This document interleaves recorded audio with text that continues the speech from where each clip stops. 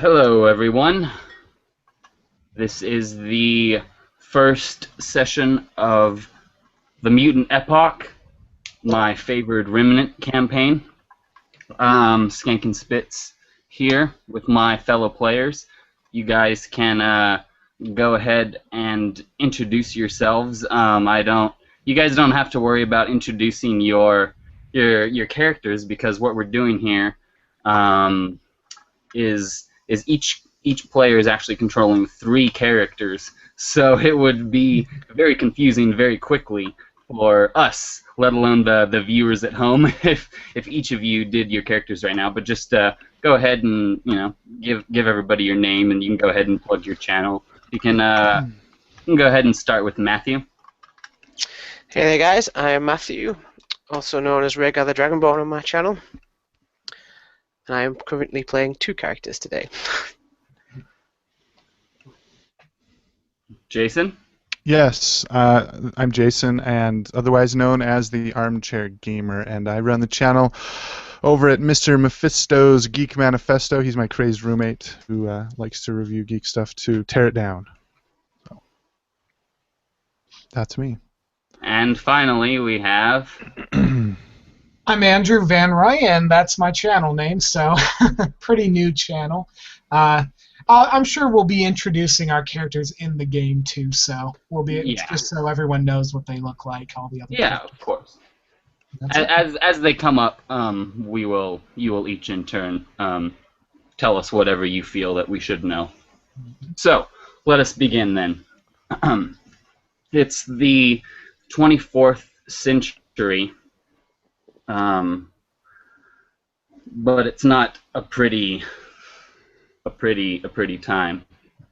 Between intense global warming, nuclear holocaust, corporate warfare, mass disease and famine, widespread global, things are not what they once were. We're opening on an idyllic farm that's sort of at the base of this mountain that exists in this desert, and for some reason, there's sort of at the base of this mountain, it curves up in a natural cul-de-sac of sorts, a semicircle, and for some reason, there seems to be, whether due to the airflow or the natural soil or something, that seems as though this, well, it doesn't seem, this area is very bountiful and good for agriculture, and so a small community thrives here, and that is where we're going to open up.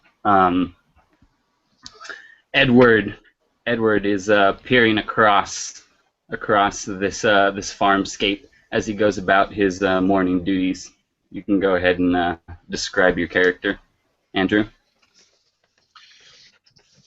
Edward is he's a rather ordinary-looking fellow. He is around, he's entering his mid-20s, and he stands, though, rather tall, at 6'9". He is a rather imposing figure on the mostly flat landscape of the farm. He is working with a pitchfork, getting the crop ready. And the only thing that really distinguishes himself from anyone else is he has four eyes that come out of his head that are stalked. So they are rather, they're about a couple inches long each. He has 2 where his normal eyes would be coming out of his head, and 2 on his temples. And so as he works, he's able to peer not only at what he is doing, but peer around at the landscape as he works, enjoying the rather nice weather, which doesn't come often. Indeed it doesn't. This is the spring is now in full effect. It is sometime in March, probably, you would say, if people still still had mass-produced calendars. It would be March time, and there is a pleasant breeze that strikes your face.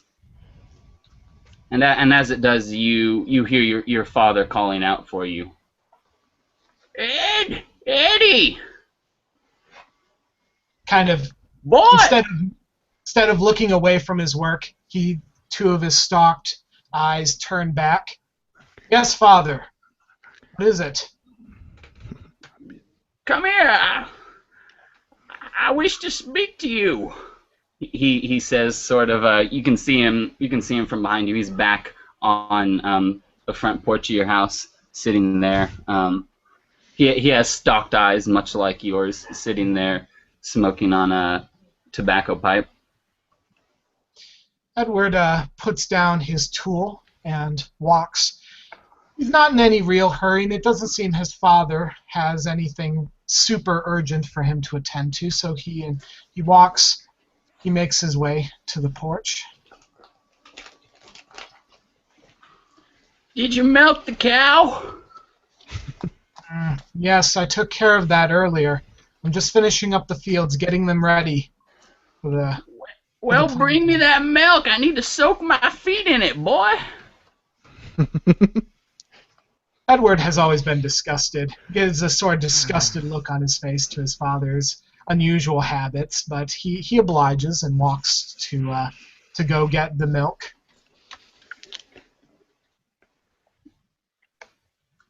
All right. So you fetch the milk. We'll just cut back to you is sitting there on the front porch as your father pours this milk into a little metal, well, a little basket that he sort of made into a foot bath of sorts, and he begins soaking his feet in this mutated cow's milk. Things aren't looking too good, boy. What's wrong, Father? I had heard rumors of something wrong with the crop this year. You heard rumors, boy? What are you, blind? You should have seen and known the fact that we've been dry this year. We've been dry for nearly 5 years now since we had a good rainfall. I have faith that the Mother Earth will bring rains, Father. Don't you think? She always provides for us. So, you think we should just sit on our behinds and hope that she saves us? What else are we to do? Mother Nature helps those who help themselves. I've known as it says in the Good Mutants book. Yes, indeed. Well, I don't often leave the farm. What tasks do you have for me? What can I do more to help than what I've already done? We need water, boy. It's been, well, I don't think there's ever been a drought quite this bad, not in my time at least. Yes. And, well, we got enough water from the well here and stored up to probably suffice the crops and the folks down here for a month, maybe a little bit longer, but after that it's going to start to suffer. And you know that them town folk up there on the rock, well, they ain't going to be too happy if they don't have their food. Yes, they'll tax us more, perhaps. Take more of our crop than they already have. Indeed. I believe it's time that they help us out. After all, we are in this together, trying to survive. Yes. But who should go? I don't often leave the farm. Well, if you want to stay here and watch over things, I suppose I could haul my 75-year-old body out there to do it.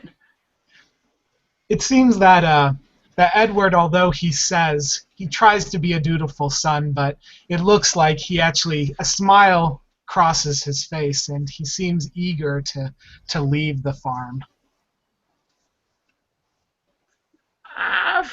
I've been on many adventures in my day, boy. Yes. I believe it's time that you broke out and saw some of the world. Yes, well, if that is what must be done. Indeed. I've collected a few things here for you. Oh, He hands you the sack filled with, of course, the things that you start with your rope yes. and a bit of silver in that. Yes. Also, I never thought I'd find a use for this, being the man that I am working the job that I do. But well, this may come in use for you. He pulls out a power cell and hands it to you. There's that old pile of junk outside the farm limits there, out by the inn. Perhaps you'll find a part of a robot or some use in there. I don't know, but that power cell should get it started if you do find anything of worth. Edward is almost shaking with excitement as he grabs the power cell. Truly an ancient relic, finally in his hands, and he kind of yes, just point me in the direction. Absolutely. Now be careful with that, boy. Be careful. Don't go breaking that thing. We don't got another one. Oh, yes, absolutely. All right. So he sort of gets up, shakes the milk off of his foot, and sort of takes a few steps down there on the grass, squints his eyes, sort of blocking the sun, and points out as he does, over there. At the end of the on the other side of the farmlands, there's an inn, a traveler's lodge that many people come. People that are just staying the night and don't want to bother walking all the way up the side of the mountain to visit the town. Out past that inn, you'll find that hunk of crap. I don't know if there's anything worth shit in there, but worth a try. Yeah. Well, with this power cell, the possibilities are endless. And Edward quickly says, "If you'll excuse me, Father, I'll just get changed and ready to go." And he grabs the sack and he heads inside to get out of his farming clothes and into this equipment, his father's old adventuring equipment. Some of this things that were sitting on the mantle that he had always looked at as a child with when he heard the stories with admiration and with excitement. And it seems like now these dreams of adventure are finally coming true for him. Finally, he can be done with this drudgery and on to more exciting things. So he goes inside and he puts on this old thorny armor that's made out of. It seems to be made out of some sort of strange plant that never seems to have died. It always seems to somehow survive, and it seems to be part of this leather armor. It surrounds him, and he puts on all the equipment, and he heads outside to his father. Now, you look fine, boy. You make me mighty proud, but I must warn you, watch out for the rat rabbit. Oh, yes. I've heard of those. He's a strange and enigmatic creature. He may bring us timber in exchange for whatever agriculture that he takes, but it seems as though he's not to be trifled with. Oh. I know he resides somewhere around abouts this. Somewhere. Yes, indeed. So, is there anything else I can do for you, Father, before I leave? I don't know how long I may be gone for. Is there a message you'd like for me to send up to to Shamrock? Well, just tell him how it is. Be honest. Say that we needs water for the crops. Not for us, but for them too, for everyone. And if they could spare us some of their reserve, we would mighty appreciate it. Yes, Father, I will do so. I will do Other so. than that, nah, this is enough. I'm good. This is enough milk for now. Yes. Kind of again looks at disgusting habits of his father. Ugh. With that, he goes in and he says goodbye to his mother and his brother and sister, and gives his dad a final farewell and heads down the road to this junk pit to see what he can find, see what ancient relics he can power with his relic he has in his hands. All right, so fairly self-explanatory, a pile of junk. I don't think I need to describe it anymore. You sort of pillage through it a bit until you come upon Peabody.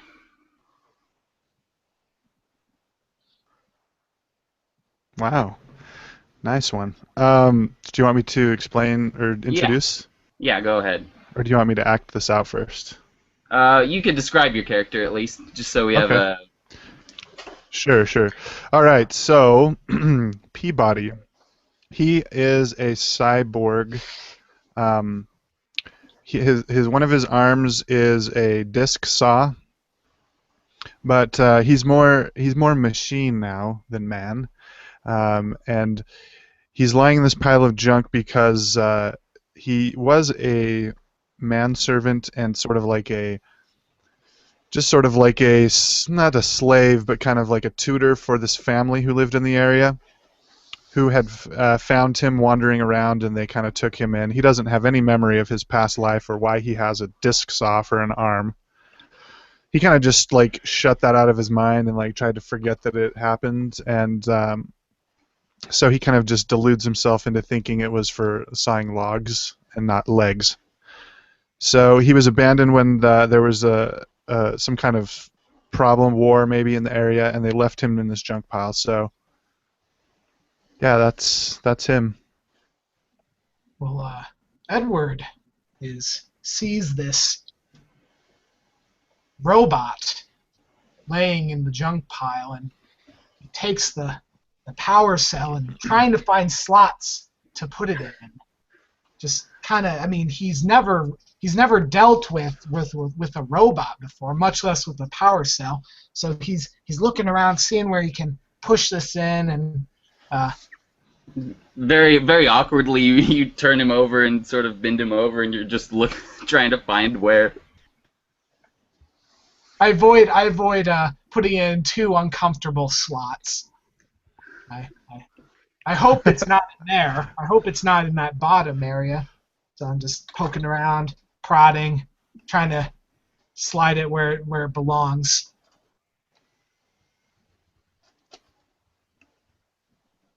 And where does your power cell reside, Jason? Let's just say it's on my back. Okay. Well, I flip him over, and eventually Edward jams this in as delicately as he can. Okay. So immediately you hear this hiss, like the sound of oxygen going tss, and then he just starts going berserk. He's like 42, 65,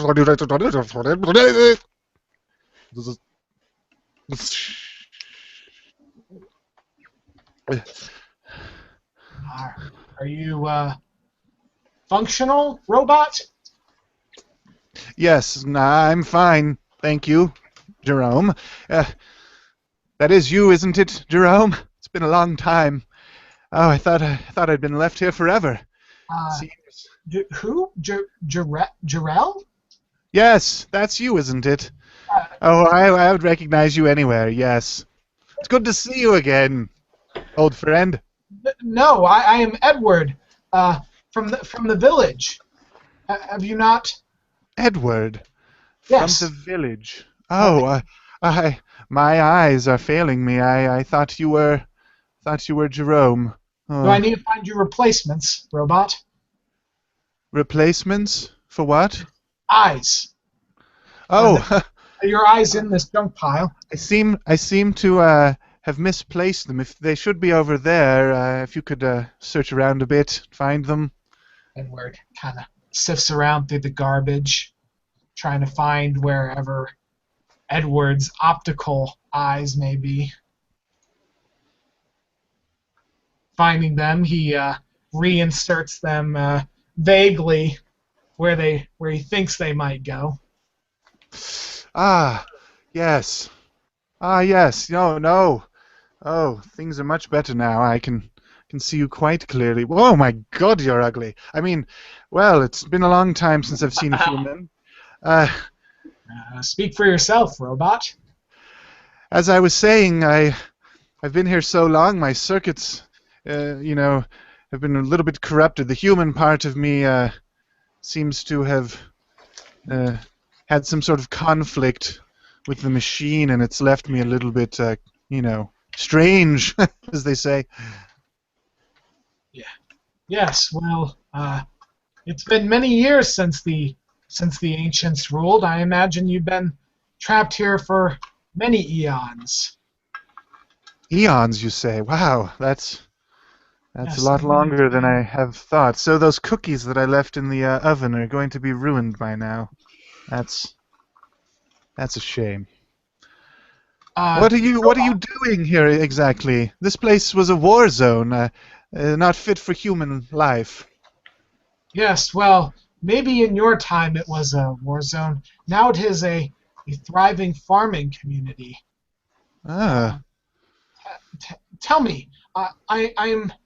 This might be very strange for you, but I need your help. I'm going to be going to a community. Things are very dry around here, if you have not noticed, and I need help. I'm going to the community called Shamrock. If you look up there, and he kind of points towards where Shamrock is, Shamrock, up in the cliffs. Yes. You see it? Yes. Well, my people need water, and it has not rained for many cycles, and I need your help. I need someone to maybe protect me. It can be a dangerous place, Shamrock. Many Oh my goodness. unruly people there. Perhaps you could help me protect me, robot, from Protect from you, these eh? unruly people. Yes, maybe show us to show some force to these city folks so we can get our water back. Well, that is a tempting offer, friend, but I'm not much of a protector. I don't have the skills to, deal damage and death, as they say. I'm sort of just a Robot? scholar type. Yes. You are a killer robot. Yes, that was your function. No. This here, it may look like a weapon to you, but looks can be deceiving. It's really was just used for, odd tasks, the odd, sawing of the bread and things of that nature. Edward looks absolutely baffled by this. You would use such high technology to slice bread? you seem, yes. I mean, you seem a little taken aback by that. But what? How else would you do it? I mean, use a knife. That's. There's a flashback of you cutting bread with it as blood splatters around you. Yes. Well. Yes, robot. If your function is not to kill, at least you can look very intimidating. Yes, I could do that. Yes, and if I can't scare them off, those fiends, as it were, then I can intimidate them with my superior intellect. Yes. Yes. And my knowledge of facts and things. Yes. Yes, indeed. Yes. So perhaps we can get out of this stinking pit and maybe to somewhere more hospitable, perhaps. You know, that sounds like a great plan, Edgar. Where would you have us go? Well, there is an inn nearby. We can get you some. What do you take? Oil, water, Both in refreshments? vast quantities. As a matter of fact, if you have any oil on you, I've got a little bit of a twitch here. It's just like, just need a little bit. I do not have water, but or oil, as you say. But perhaps this local inn might have some. If you could follow me, and we will get you tidied up. You look well, weather beaten, shall we say? Yes, that would be great. Let us find this inn of which you speak, and I can rest my weary joints. Yes, a good idea. And you have a third optic eye, correct, Jason? Yeah, it recesses like into my skull, kind of, but yeah. Oh, so you pop it out when you want or need it. Yeah. Cool. All right, so yeah, the inn is just right there, about 200 yards away, 200 300 yards away from where you guys are, not far at all. So you make your way over there and open the doors. There's just a handful of people in there. It's a pretty big place, or at least down on the bar restaurant level. It's a few stories, a large wooden building. There's a mix of a couple pure stock humans and a couple of mutants here and there. The man that, of course, you know him. You know him just because this is a small community. The man that owns the place, the innkeep, his name is Horace, and he didn't seem to notice you guys, and he's over there wiping down the bar with a rag as some old country music plays on a radio. That's the signal's kind of cutting in and out.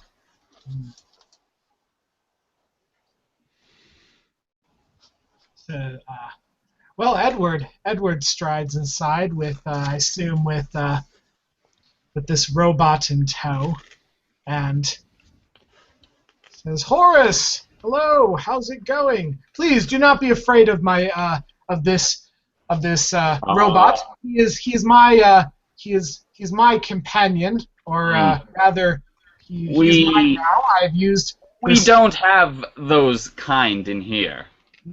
Oh. No robots?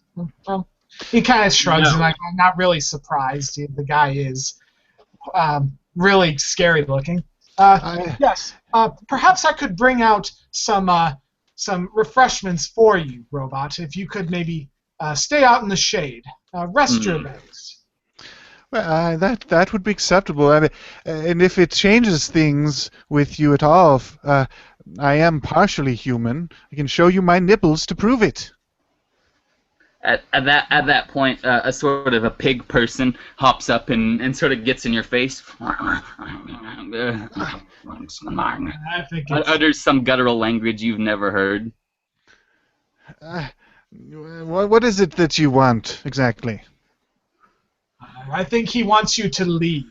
I think you may want to go to the shade. I will bring stuff out for you. Fine, I'll leave. I'll leave. So he turns around and he gets out of there as quick as he can. Kind of lumbers around, goes out, and are you outside too? Edward? Yeah. Edward, no. He's staying out. He's going to bring you refreshments. Oh, okay. So he just goes and finds like a nearby tree and just kind of like, he doesn't like sit down under it or anything. He like literally walks up to it and like stares at the trunk. Well, Edward says, yes, Horace, how is it? How goes it? Well, it's that time of year. It's going to be hot as hell before we know it. And from the looks of it, another dry summer. Probably not many travelers. Yes. And if that cook would get the fucking lunch out here! He yells back in the kitchen, and you hear sort of a clamoring of pots and pans. God, that stupid bitch probably broke something. Edward just shakes his head. This is very standard behavior whenever he comes to the inn. It really Yeah. is. Well, here's the thing, Horace. I'm heading up to Shamrock. Our community, we need water very badly, as you know, and I need some help. I want to rub elbows with the big folk, huh? Yeah, with those city folk again. Yep. But I'm gonna need some things from you. I'm gonna need some. I never use it, but do you have any oil? You got money to pay for this stuff? Or you expect me to give it to you on goodwill? I do have some money. My father was nice enough to give me some, but I can't give you. Obviously, I am no. Yeah, I'm no city folk. I don't have tons of money just laying around. How much? How much for maybe a pint of oil? Oil? Well, that depends on what you're going to use it for. It's a lubricant. For your buddy. Yeah, yes. Well, he's had a rough day. He's just waking up. I've had a rough life, and you know what? It's due to a lot of things, but the main factor is those darn cyborgs. That's why. Yeah, what? Well, cyborg? That's what he is? Oh, I thought he was a robot. He said he was partially human. That's what a. Well, you're a farm boy. What do you expect? He's a robot to you. Oh, yes. Huh. Very odd. Well, perhaps could I perhaps persuade you to for a pint of oil? I have a little bit of money. How much does pints of oil cost? Just give me 2 pieces of silver. Oh yes, well that's almost all my money, but I can spare it for this. He will help me. He is my robot. I mean cyborg, and he will help me. So about this time, you guys hear like a sawing so sound I'm back outside. for discriminating on him in my place of business, but it's fine and dandy for you to own him, huh? Well, that's what you do with robots, don't you?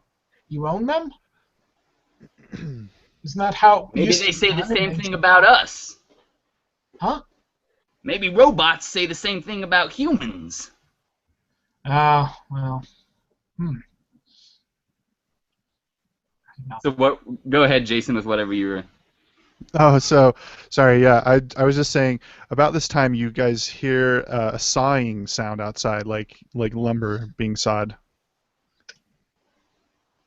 All right. Also, they are not the only thing that hears lumber being sawed. Not far, not incredibly close, but not too far away. Around the corner of the mountain, more or less, is a creature of excellent hearing, which has his ears have perked up with the sound of this lumber, which he's so familiar with being cut. Oh yeah, that's right. I remember now. So you want to describe your character, Mathew? I will certainly try.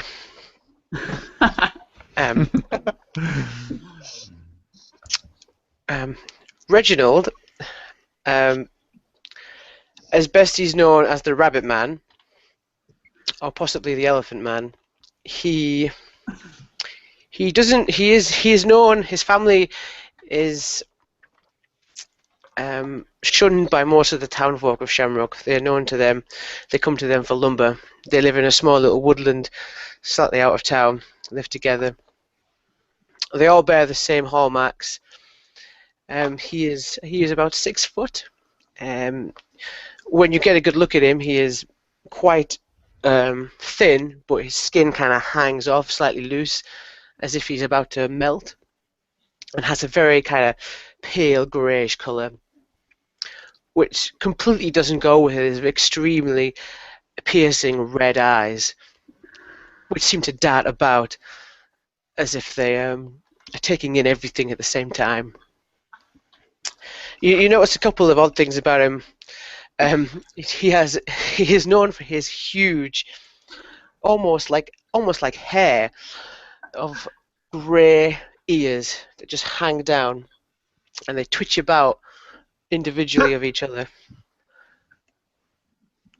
which would be perfectly fine if it wasn't for the fact that little critters, like mosquitoes and spiders, crawl around his face, and you sometimes think he's got a metallic skin underneath that grey, pale skin, but in actual fact it's just very pale silver blood that just drips down onto his armour, which then, if you get a close look, has actually been customised. It's got tiny little holes around the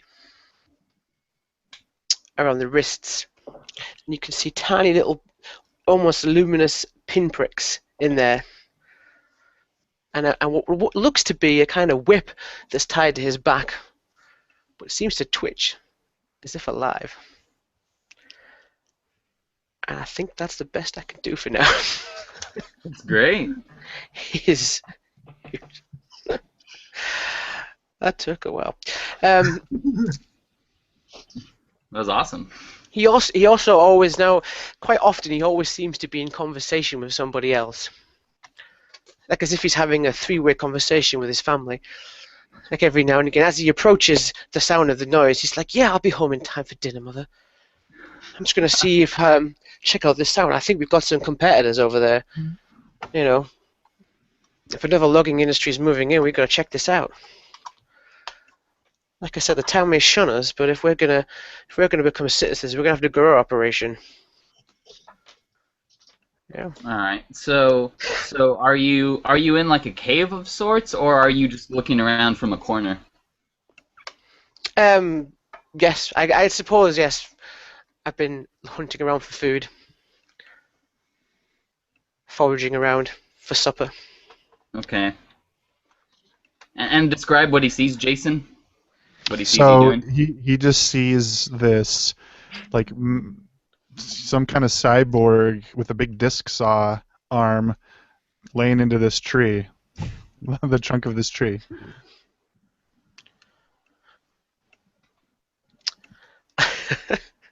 And you know, there's wood chips flying out all over the place, and there's some sparks and things. But he's getting pretty far into that tree, so. Does he seem to be enjoying himself? He's very passionless about it. He's just sawing. I'm just kind of like twitching my head from side to side and peering at him. I'm like, he's doing it all wrong. He's got to go around the circumference, and then he's got to judge which way it's going to fall. If he's not careful, oh shit! If he's not careful, it's going to fall onto the end. So I start running forward, shouting, "Stop! What you're doing!" So by the time you get to where he is, like the tree starts to tilt and crack, and it's just falling, you know, ever so slightly towards the inn. Edward, by this point, has stopped the conversation. He pokes his head out the door and says, "No, robot, stop! Stop! What are you doing? Stop!" What the heck is going on out there? He bursts out the door. Both Edward and Horace burst out the door to see what's going on, to find this huge tree. So he just like he kind of like looks like he sees you coming out, and he goes right back to what he's doing, hoping he can get through. What the hell are you doing? At the same time, he's like, "Stop!" and kind of backs away from where the tree looks like it's gonna fall. I'm going to get my shotgun. Dadnabbit. Edgar, I'm doing this for us. We need some firewood. It's getting cold out. No, let's go. Let's go now. Now we're going now. But I'm almost through. No, enough. And It's he- about that. like, It's about that time that the tree's going to give way there. So you're gonna try and stop this. No, actually, because Edward is absolutely frightened. Like he kind of is like he's standing about an arm's distance away from what him sawing at the tree, kind of keeping a distance, but trying to like move him somehow. But he doesn't want to get too close to this. Right. I meant. Sorry, I meant. Should have specified. I meant. Mathew, are you going to try? You said you're gonna rush over there and try. To. Basically, what happens is you see this strange, utterly otherworldly creature come bounding forward, and as he gets within about 5 meters, his whip seems to uncoil and then turn into a spring, which he uses to fall back on and then propel himself at the tree to try and twist its trajectory. Sure. And what is your strength? 40. 40? Mm-hmm. Okay. All right. Let's go ahead and make a roll for that. Ooh, first roll of the day. Yeah. Is this going to be a percentile roll? Yes. Yeah.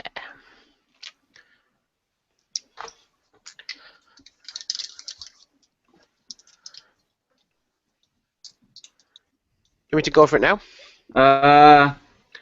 Or Yeah. You just get 67 or under. Okay. I got 18. 18? Yeah, I'm a All right. logger, man. What's my yeah, thing? Totally. So, you can go ahead and narrate that in. Yeah, you rush in just in the nick of time and manage to get it. Yeah. I don't know what you want to do. What you guys see that might be interesting to you is as I hit its shoulder on, as I spin round the tree to sort of twist it round, these little spikes come out of my shoulder pads, and I use that to stick to the tree as I turn and use the momentum to spin it round and away. And then I land, probably with not much grace, if I'm honest. All right. So Screaming, what are you doing, you crazy thing? God, what are you? Wait, what in the world? Edward just stands there in shock, mouth open, has no words for any of it. What kind of foul, infernal beast is this? Edgar, get him away from me. You're amazing. What are do?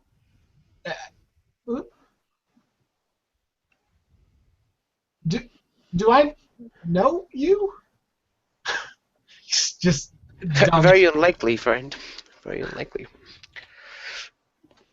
As I pick myself up and brush wood chippings from my ginger hair, the only thing that really has any colour on me. A little like monk's tuft of hair at the top. What was your friend trying to do? You know those are cyborg haters in there. If he'd cut that tree down, it'd start a little war.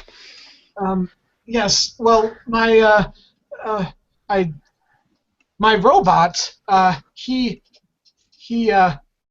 bam! It's about that time. It's about that time that Horace busts through with his shotgun, ready to hit the cyborg with it. But as he pulls it out, he obviously sees the freakish horror of a mutant in front of him.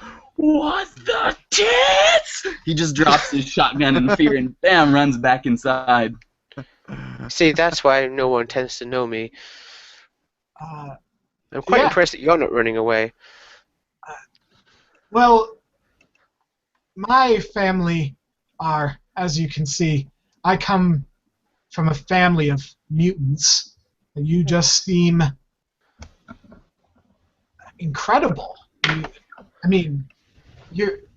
How have I not to know? Do you live nearby? I live in a small woodland area not far from Shamrock with my family. We are lumberers. We used to live in another place way yonder, 3 days' ride from here, until we were chased away from our home by a bunch of cyborgs glancing sidelong at Peabody, Yeah. calling themselves the Jenga Johnsons, a rival band of loggers. Well, I apologize for my Borg's behavior. He He well, belongs to you? yes. Well, yes. You can, You know, you I can, show. tame, I you can point to tame the them? power pack. I started him again. The robot. He's come back to life now. After Edgar, many I think it's best. eons. Edgar, you must stand away from this foul beast. He means you know nothing good. I've seen kind like him before. There were many of them back in the great Keel Wars of 43. Yes. That's rich coming from a creature that was just about to crush a bunch of innocent people. Well, Wow. apart from Horace, maybe. There are no innocent people. That's what I always say. Well, you will find that those wars you speak of are far, far over, Borg. And, well, we all lost. I'm circling around Peabody looking for any kind of insignia on him. What are you doing? Get back. Get back. Now, Just now checking to you see two, if I know you. Settle down. There's no need for violence now. We're just... You can see a couple spots where the serial number or any insignia or any markings that he has been filed off. Doesn't look like to be in the ones that I've met before. Look, Mother, I'm busy right now, okay? I can tell you that those kind were nothing like me. I'm much more civilized than them. I just point at the tree and then point at the end. I still don't understand what's wrong with cutting down trees. Are trees not meant for firewood? Well, you will find that my robot, he is a bit damaged. He needs assistance. I think he's a little addled in his cybernetic cortex. He looks a little confused. I would say, why else would he... Why did you chop down that tree? Like I've explained, it was just for the firewood. And now that the tree is on its way down, I'd like to finish it off. And he starts back up his disc saw. God, amateur work. And he's going for the trunk. Are you going to try and stop him? I'm just standing back and just, I'm just pointing at, to Edward, going, look at the way he's cutting. He's going against the grain there. Like, if you're gonna do any carpentry and like make some tables out, that's just shoddy work. Well, I know. I mean, what is he even doing? I mean, I kind of go into detail because as a farmer, I chop wood all the time. Really, yeah, I totally agree. I don't think he's even sharpened his blade in about 50 years. Well, I don't even think that blade is meant to cut wood like that. I mean, obviously it's not an instrument that's supposed to be used that way. I wonder if it's part of his, like, the cyborgs that we met were just obsessed about wood. I wonder if he's like that. Like, he has a kind of compulsion just to keep cutting wood. That's how they drove us out of business, because unlike my family, we've got to eat. We've got to bring home the rat steaks, shall we say. Oh, yes. Cyborgs can just go all day. Yes. Well, it's funny you mentioned that. I'm on my way to... have you ever been to Shamrock? I imagine not, with the way... no offense meant, but the way you look, some of those pure strains up there, they don't look kindly on our type. I've been to the entrance a couple of times. And, I'm on first name terms with the guards. Yes, is that when they're shouting, "Get away"? Yeah. What is your name? Oh, it's Reginald. Thank you. Reginald. Yes. He doesn't. Edward doesn't exactly shake your hand, but he kind of like nods to yes, Reginald. Well, that's the strange thing. One of the strange things about him is, despite his complete horrific view, he's very softly spoken. Imagine a butler like that kind of tone of voice. Yes. It's kind of like as if he's wearing a costume. It almost makes it more uncomfortable. Yeah. Yeah, and just obviously he has no irises in his eyes, so it's always like he's staring right into you. Yeah, rather than being exactly horrified, my character's more fascinated by this amalgamation of all these different mutations all stacked into one. He's never seen any sort of, I mean, other than some of the degenerate mutants that die very quickly after birth, he's never seen anything quite like him. And you notice as well that there's like a little like cut across his cheek from knocking the tree, getting some splinters in there, and he just seems completely oblivious to it. Like there's little trickles of blood coming down and dropping onto the floor, and he just doesn't seem to care. So were you able to move the tree at all, or is it still falling in the same direction? That's a good question. He made the roll. Okay. So With style. I'm probably through the tree by now. I'm thinking it's going to be falling whichever direction it was going to be after you moved it. Yeah. We all assumed that when you said you're going to keep cutting it, that it's already fallen, and now you're cutting it up into smaller pieces. Oh, okay, cool. He does seem to enjoy that. Yeah. I'm kind of staring at his arm, trying to look for like an off switch on his arm. Fee, fi, fo, fiddle-dee-dee, it's a logger's life for me. Steam is coming out of this blade, which is now red hot. This cyborg doesn't seem to notice though. Well, as enjoyable as this experience has been, Reginald, yes? Reginald, yes. I actually do have business to attend today. I have to. In Shamrock? Yes, unfortunately, I have to mingle with those city folk. Our community is suffering a very severe drought, and I have to petition them to give us some water.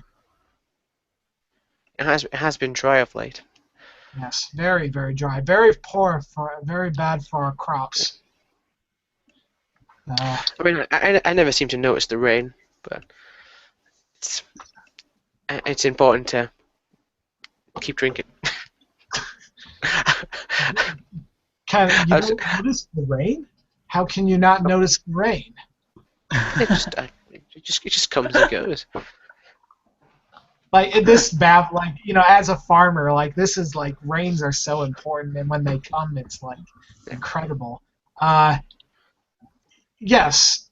Well, how far is it about? Does my character know how far it is to Shamrock from where they are right now? Yeah. Now that you it's about noon, give or take, and the sun has rose high enough in the sky to actually be eclipsed by the mountain, which is really just one giant sort of stone slab, humongous stone slab in this desert. And you guys can see it up there. And yes, the town of Shamrock is carved out of the very stony orifice of this mountain.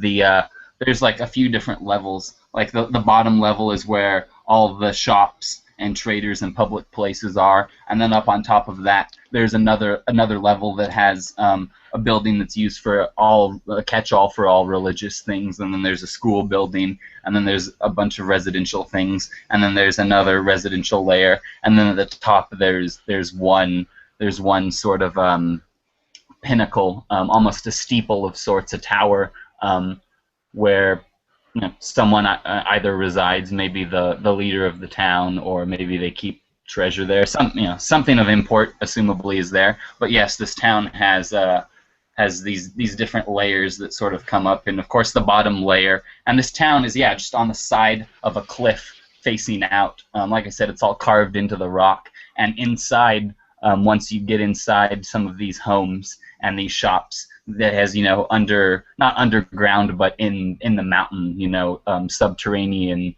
tunnels that connect, not all of them but a lot of them, so on certain times of the year people don't have to have to go outside if they don't want. But yeah, this town is just carved into the mountain on the side of this cliff, and you can get. There's only two ways to get to the town, up through either side of this sort of walkway on this cliff, from the ground, and on the side closest, the little farming community sort of at this semicircle, and then up on the top is the town, and at sort of each end, more or less, there's two different trails, and you guys are over here. There's the inn is sort of by this trail that leads up, and there's a tank right here, that actually sits there, as it's really the only weaponized large gun in the area. It sits there at the base of this mountain as they rarely have to use it, but mostly just as a as a safe thing. And then there's a little guard shack behind that, and then on the other side of the mountain, if you're going up, there's no tank there, but there is a guard shack that's stationed with more guards than the other one. So it's a fairly secluded and safe place from savages or raiders or that sort. But yes, to answer your question, it takes about 3 hours going uphill to get there. It's usually a day's journey. To go there, do your business, and come back is usually an all-day thing from the farming community, or vice versa. Yeah. Well, he kind of looks up at the sky, and from his knowledge, it's getting on in the day, and this is an important task I need to get to. I need to finish, hopefully by the end of the day. I hope not to spend the night in that town. But perhaps you'd like to walk and talk. I'm interested to know more about your people, where you come from. It's funny that we live so close, and yet I've never met you. I kind of point over to where the farms are. I live over there. Oh yes, you must be Thingy's boy. Yes. Yeah, I know. Yes, of course. Son. I thought I recognized the eyes. Uh-huh. Yeah, we usually keep to ourselves. We're not really welcome around here. Well, yes. But we're sort of a necessary evil, you could say. The town doesn't wipe us out because, unlike some of us, we provide quality lumber. Well, since you're not repulsed by my very presence, going past Shamrock, it was kind of on the way back. I could come with you if you want. I don't know how far you'll make it, but you're welcome to, at a safe distance, perhaps. Yeah. It's nice to have some traveling company for a change. Usually it's just me and the family. Well, I don't get to talk to outsiders very often. I'm just like, yeah, Dad, okay, I'll be home before tomorrow, okay? Jesus. Sorry, take it to go. I kind of give a concerned look over to my robot. Never did. I don't think my character even asked his name. He just is his robot. Perhaps we can get my robot to a robotics shop or a mechanic, maybe to fix him up a bit. He could use with whatever robots need. You might want to consider scrapping him if that is his intention. I mean, for all we know, he could just be obsessed about cutting things. These cyborgs, man, they're very when they get an idea in their head. Robot? So you turn around and you see where there used to be this tree is now a mangled corpse of firewood that has no uniformity. It's just all hacked up, and he's like, yes, Edmund, I have finished, and now there's wood here, we can start your log cabin. Yes, Edmund is your name? He's sort of approaching you. His blade is still like orange. It's so hot. I take a few steps back.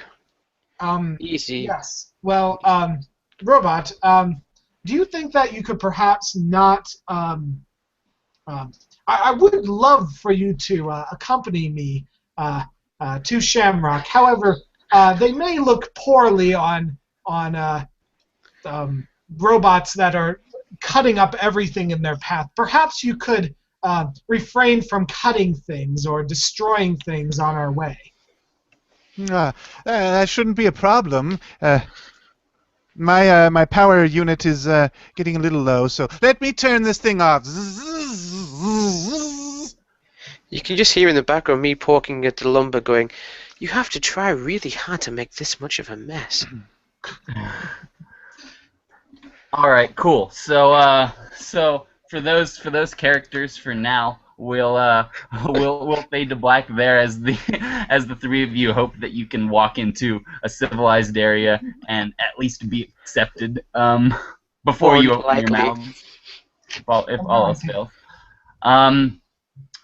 Meanwhile, let's see what else is going on. Let's cut to a certain rogue bear, a raider bear, who's just waking up from her hibernation, her winter hibernation. I assume you hibernate in the forest somewhere? Yes, probably in a small cave. Oh, right. Probably a big cave, considering. Sure. You were sort of woken up by the sound of what sounds like a wagon passing by and some footsteps. Seems like a caravan of sorts is passing by nearby where you are, and it sort of wakes you up out of your slumber. I drag myself to my feet. Now, this character, nicknamed Ebony the Sweet, has a sweet tooth and a sweet taste, is over 10 feet tall, and is completely black from head to toe. Although occasionally, especially at night time, her eyes seem to suddenly glow and illuminate the area, as if she can project light around. Strapped to her tiny little, she's got like what would be described as like corrugated iron, like little spikes, as if it's like a vest. And kind of on the back, there's these little slots where there's like a little in your terms, it would be a huge spear, but a tiny little spear for her.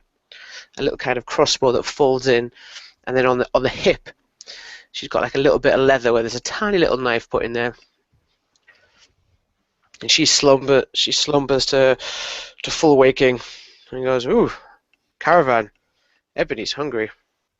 Ebony wants food," and just starts stomping around off to the caravan. Sure. So you emerge from this cave and of course follow the sounds, and you're a bear, so probably the smells more than anything. And it's not long. You could smell that it's turtle. You know that, and it's not long before you lay eyes upon this caravan of yes, turtle people. Anthropomorphic. It seems to be some sort of a form of snapping turtle humanoid people. It's been a while since Ebony had a turtle. There's a half dozen of them. Two of them are pulling along this. They have just sort of these wooden things, and they're pulling along this this cart sort of lethargically. But of course, they're tortoise people, so everything they do is rather lethargic, and they're just sort of trudging through this path in the forest. I approach them from behind, trying to see what they're carrying if I can, seeing if they look like friendlies. Or yes. Never trust a turtle. Well, you sort of follow a safe distance behind them, sniffing the air as bears of course do, and it seems as though they have some fruit. Seems to be possibly the only thing that they have. It's definitely the main smell that you're picking up on is a fresh fruit sort of a smell. I am gonna try and approach the back of the caravan and just lightly tap him on the shoulder. All right, he jumps because he's startled, but still takes him a second to turn around because he's a turtle. Not a long time, but a second. Hello. Hello there, Turtle Man. You have food, yes? Ebony wants food. What you got? Yes, Saliva's just kind of dripping down her jaw right now. Just kind of. we are on our way into town. He sees the saliva dripping down and figures it's best to get you what you want before you decide you want some turtle meat instead, or at least see if you like it. I mean, I am smiling, but it's a truly frightening sight. Right. And turtles only, even turtle people only show so much emotion, but from what you can tell, he's not frightened, but certainly going to comply. And only half of his companions have even realized what's going on by this point, and most of them are minding their own business. How much, Turtle Man? We were on our way into town right now. He comes back and hands you an exotic-looking fruit. It's an orange fruit that sort of has scales that you pull off and eat, almost like an artichoke, but it's sort of blood red orange. I snatch it out of his hand and just eat it whole. Nom. Nice. Another. I like it. We have many of these. Perhaps you could accompany us on our way into the town. You can never be too safe. In return, we'll feed you as long as the walk is. How? Unless you've got someplace you need to be. Ebony does some mental maths. How long of a walk could fill this stomach? I could walk pretty far. Payment up front, yes? Can't fight in an empty stomach, chill, man. So what do? You just hop on top of this cart and start eating as they fly? Make them drive you through this jungle? I say over my shoulder, don't worry, tall man, my raiding days are over. Me legit businessman now. Just as I'm eating these things. Alright. So you guys begin making your way through, of course, eating and walking and talking as you do. About the forest. They're of course water dwellers, but they're residents of the forest as well. Can I see Shamrock from where I am? Are we quite a ways? Yes. It only takes about a half hour until you breach the edge of the forest. You weren't deep inside at all, and you guys can see it there. Ebony remembers these days. I remember when we raided Shamrock. You never forget your teenage bear years. They were the best. All right, so flashback to Ebony and the elite soldier raiding Shamrock. I've got like one of those haircuts where it covers one of the eyes, with dark face.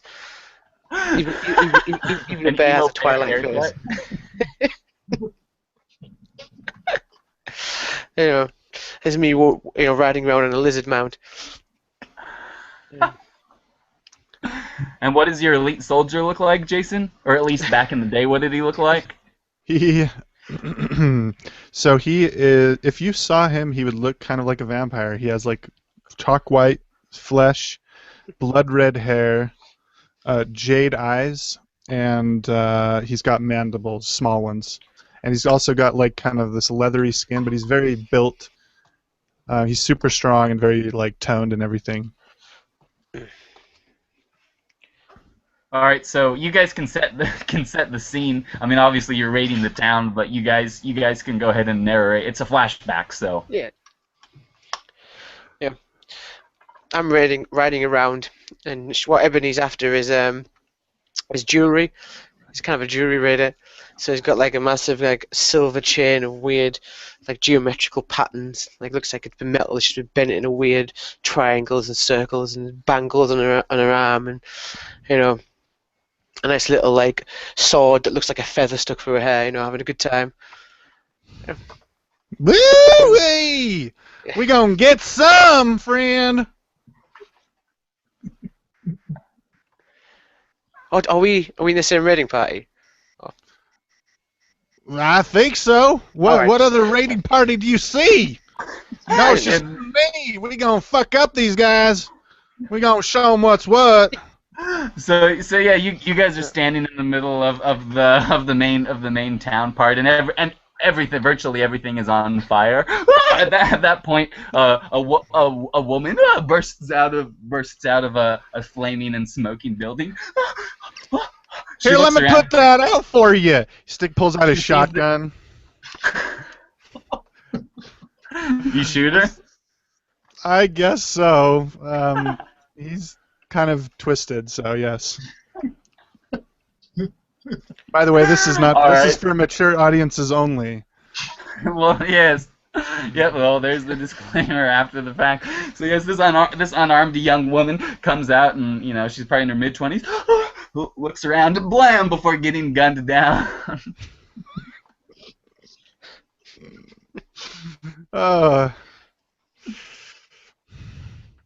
Stop, drop, and roll. You say as you kick her off the cliff. Ah! She rolls down. All right, I guess we'll flash back to the present. That was totally worth it. It was. Okay, so you continue eating these fruit, which by the way are called shumash fruit. Shumash fruit, you learn. You continue eating it, and you guys make your way towards the base. It's the other side of the farming community, not the side with the tank, but the side with just the guard shack there. You guys are making your way. You're probably about 400 or 500 yards from it. When you come over a little hill, and everyone sort of stops in their tracks, and you guys peer down, and at sort of the bottom of this hill, you see what appears to be a turtle person laying down in a prone position, not moving.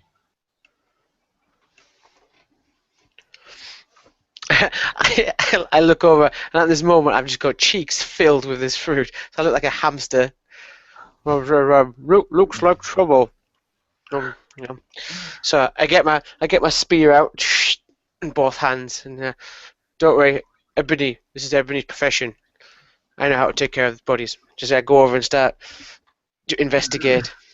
Sure. The turtle people try to. Each one is obviously freaked out, and they try to run there as fast as they can. But again, they're turtle people, so even just you with a brisk stroll, you're the 10-foot bear. You get there long before any of them do, and of course, you look down on this body, and you could see several blast marks on the scales, the flesh scales, and that in fact pierced through the turtle shell. So, some extremely advanced weaponry. Yeah, I'm going to tentatively stick a. I'm guessing I have thumbs.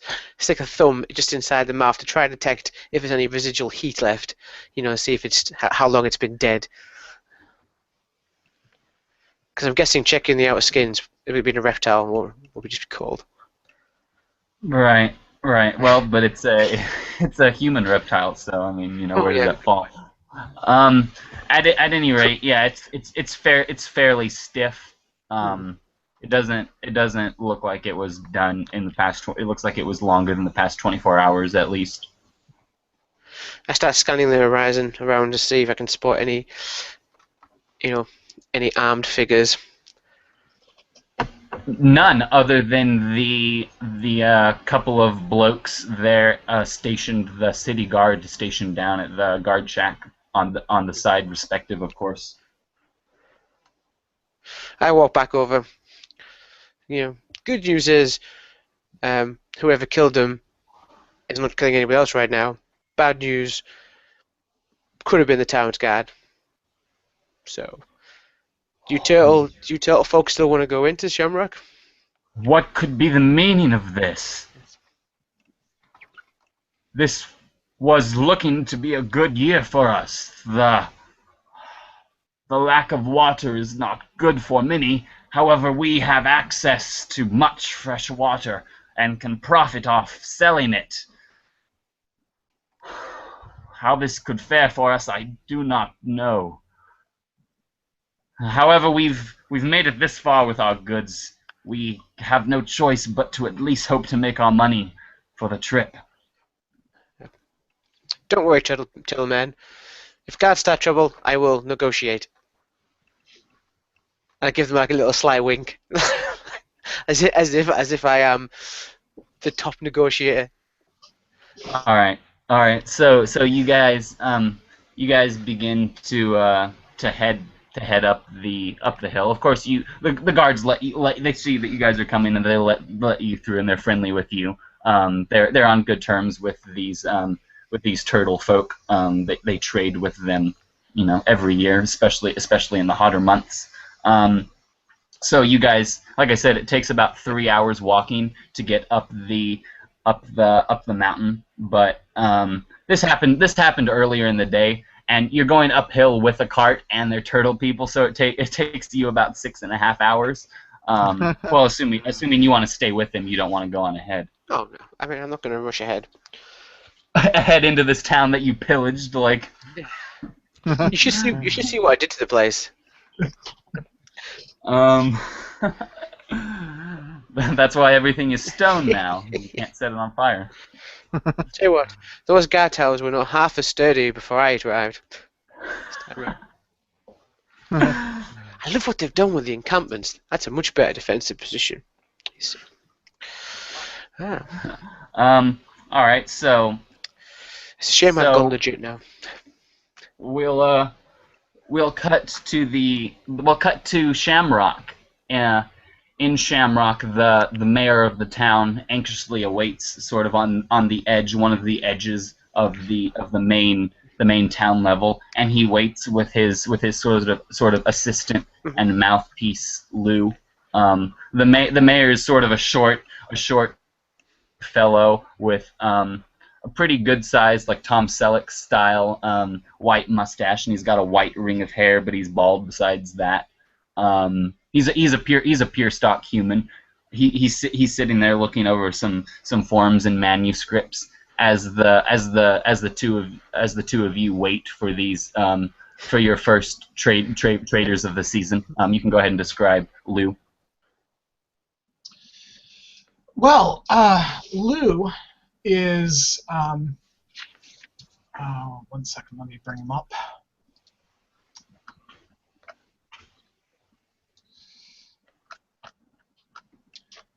Well, there's a couple of... Lou looks fairly ordinary. He looks like he's definitely human.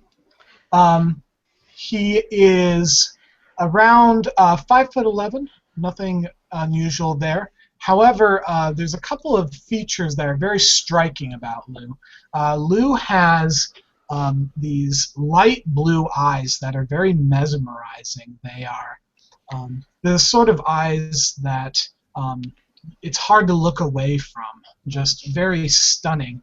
A face that looks like it came off of some a celebrity magazine of some guy who is a modeling magazine. He is has chiseled sort of look, chiseled sort of features, a perfect nose, perfect eyes, perfect ears, and in almost every way has this sort of stunning looks that's attractive to, well, both men and women a lot of times.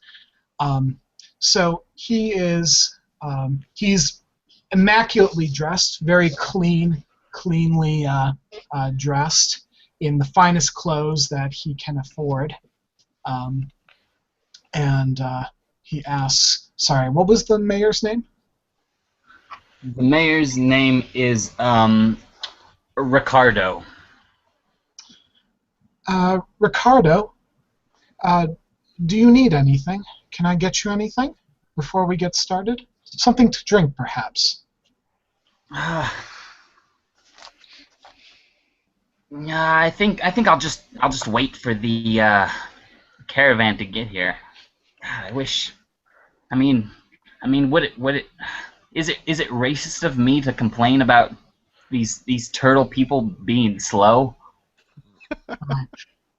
Is that not politically correct? Because, well, I mean, the fact is, he sort of gestures at his caravan that you guys can see now. They're within eyesight clear enough, but you know. Lou kind of looks down, kind of has a slight disapproving look on his face. Yes, well, what can one expect of turtles? I would not say it's. I would not say that to their faces, but well. Well, it doesn't mean that I respect them any less than you or I. I mean, and even if I did, it would be foolish of me. We need to rely on them here, but well, this is why I employ you. These are the sort of things that this is the reason that I keep you around. Well, come. You could tell that he's like I said, he's a fairly small guy, and like a lot of smaller people, he's constantly got to be doing something. He's kind of a little bit of a busybody, and you could tell that he's a little anxious here. Come, let's go meet these people. So they're only about maybe 75 yards away from the edge by this point, but he begins to make his way down to meet them. Mm-hmm. And Lou follows behind, very light stepped individual, very gracefully moving as he walks, almost careful not to move rocks as he walks over them, to bump or make a big scene or trip or anything of that nature. Sure. Sorry, I have a very slow, lumbering gait. If you can see me plodding along, kind of like the Iron Giant. There's not much that's going to stop me once I get going. And I plod about, waving to the folk. Been a while. So as you guys are scurrying down there, that once the bear comes from around the corner, he catches the glimpse of him. He turns to you. I think that's Smile? I think that's the bear that raided the town a decade ago. I think that's him. Well, is that racist of me to maybe I think that maybe I'm just saying that because he's a bear person. Well, they do all. As Lou is has already, as they came into view, a smile was already on his face. He says, "Yes, well, they all do look alike." As he. Yeah, I shouldn't say anything. I don't want to offend anyone. Yes, well, remember, smile, be presentable. They are bringing us money, and money is good. Yes. My friends. I'm glad to see you. It's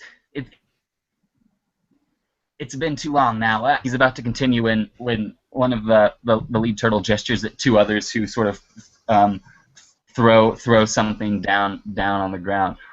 What is the meaning of this?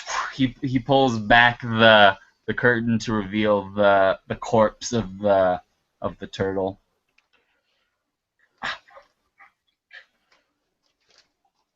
The mayor's obviously flabbergasted. Yes, well, I am sure Lou kind of steps in when he gets flabbergasted. I am sure there is a perfectly reasonable explanation. Where did you find this friend of yours? Right outside of town. Outside your town, little man. Ah, yes. Well, I guess as I Bryan makes some sort of a point. A female says as she sort of puts a hand on a spear. Normally, when dead bodies are found outside of a settlement, they're trying to send some sort of a message. And I don't think you have to think about it too hard to realize what that message is. You should be nice to turtles. It takes a lot for them to come out of their shell. It actually, Lou actually does look like he really apparently it actually is hard for him to understand what the message would be. No, perhaps you could explain it to me. What message are you referring to? Was there a message on his body? I do not appreciate you patronizing me. Just because we live in the jungle doesn't mean we are simple folk. I said nothing of the sort. Of course not. I would not say that about your people. All I am saying is that I'm sure that there's a perfectly reasonable explanation to this. However, we will have to look through our books to see exactly. Put yourself in our shoes. The main male sort of steps forward again. If you perhaps were to come home one evening and find a corpse of someone you knew, yea, a corpse of one of your own children, how would you respond? And as he says that, you notice for the first time one of these turtles is just sort of weeping. He's sitting on apparently the father or mother is sort of weeping incoherently, sitting on this wagon.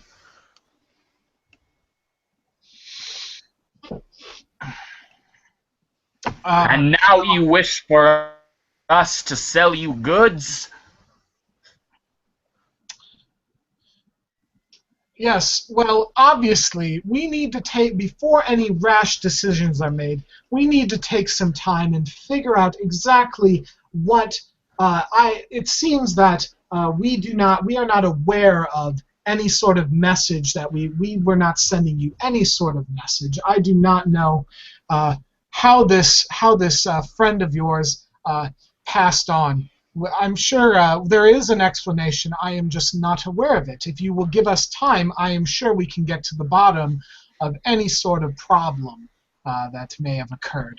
I am sure it is a misunderstanding. I don't know anything about any of this. I mean, this is all news to me. The mayor says. Yes, I can see that you're not lying. Lou's like, yes, perhaps we can take some time and figure out exactly what has occurred. And he's kind of hinting to the mayor to let's perhaps, find them. Perhaps we can find you some accommodations on us until we can get to the bottom of this. We are still very interested in your business, and we hope that you enjoy the accommodations on us. So the turtles all sort of look around and make eye contact with each other. Until we can get to the bottom of this mystery. Perhaps, yes. At any rate, we will sell you the goods that we have brought thus far. It would be cutting off our nose to spite our face if we did not. However, I cannot guarantee, of course, that there will be good relations in the future between Shamrock and our folk. If any relations, if this is not resolved and action taken. A perfectly reasonable emotion to be feeling at this time of your great loss. But perhaps you can give us time to find who is the real culprit behind this, and we will get back to you as soon as we can. Yes, we will convene with our tribe as well and see what path must be taken. Is that Bear? Excuse me, I didn't catch your name, Bear. Are you with these traders? I'm still picking fruit off the wagons, eating them as I go. I am Ebony, little man. What is your name? Lou. Yes, you too are welcome to our accommodations tonight if you are with these turtle folk. Have you been around here recently? You seem to be. Have you been through these parts before? We seem to recognize your kind. Your nephew Black Bear is the same. You know, we just look similar. Hmm. Although Yeah. on saying that, not that I've ever been here before, but those apartments on the third ridge up there look particularly nice. They give a nice view out to the surrounding countryside. I mean, I'm no expert on the geography of your town, but if I was to choose a place to stay, that seems quite adequate. I need quite a lot of space. Yes, I Gotcha. imagine you do. Yes, I'm sure we can be most accommodating, and anything you might need, please let. And he kind of, like he's encompassing all the turtle people and everyone in this. If there's anything you need or any questions you might have, please let us know. I am sure we can. We will do our best to accommodate you. If you see any more dead turtles, you let me know. I'm looking after these guys. Yes, quite. They pay good. In a way. All right. So meanwhile, as the turtles come in and set up and begin to unload their stuff, the town folk, the people coming about on the town, have all begun to flock to enjoy the water, for they bring not only food but water as well, and it's encouraged that people can, of course, have as much as they want because it doesn't affect the overall supply of the town.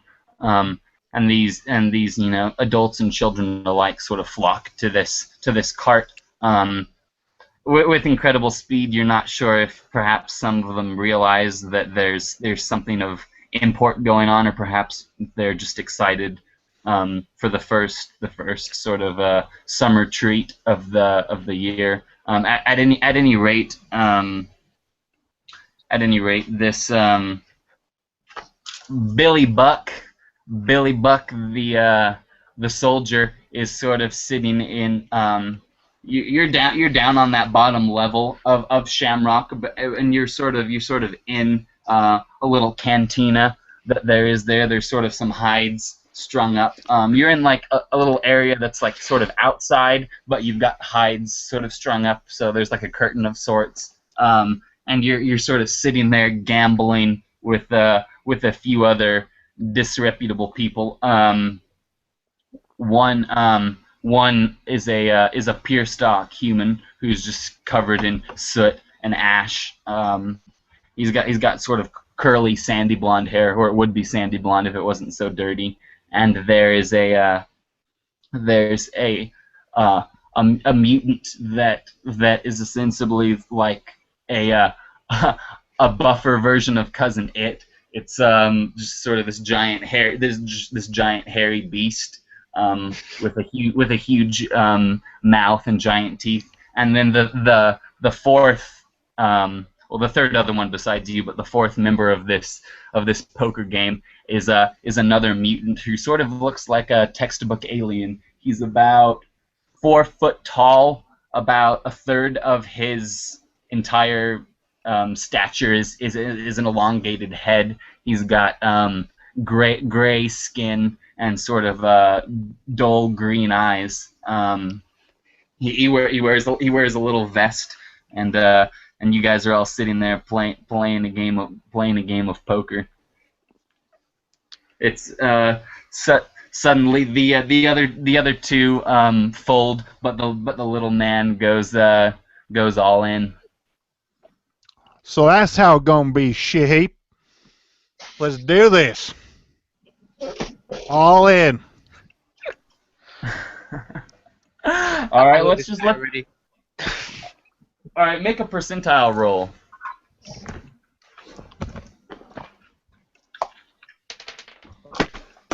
28. Whatever that means. All right. Well, yeah, you beat him.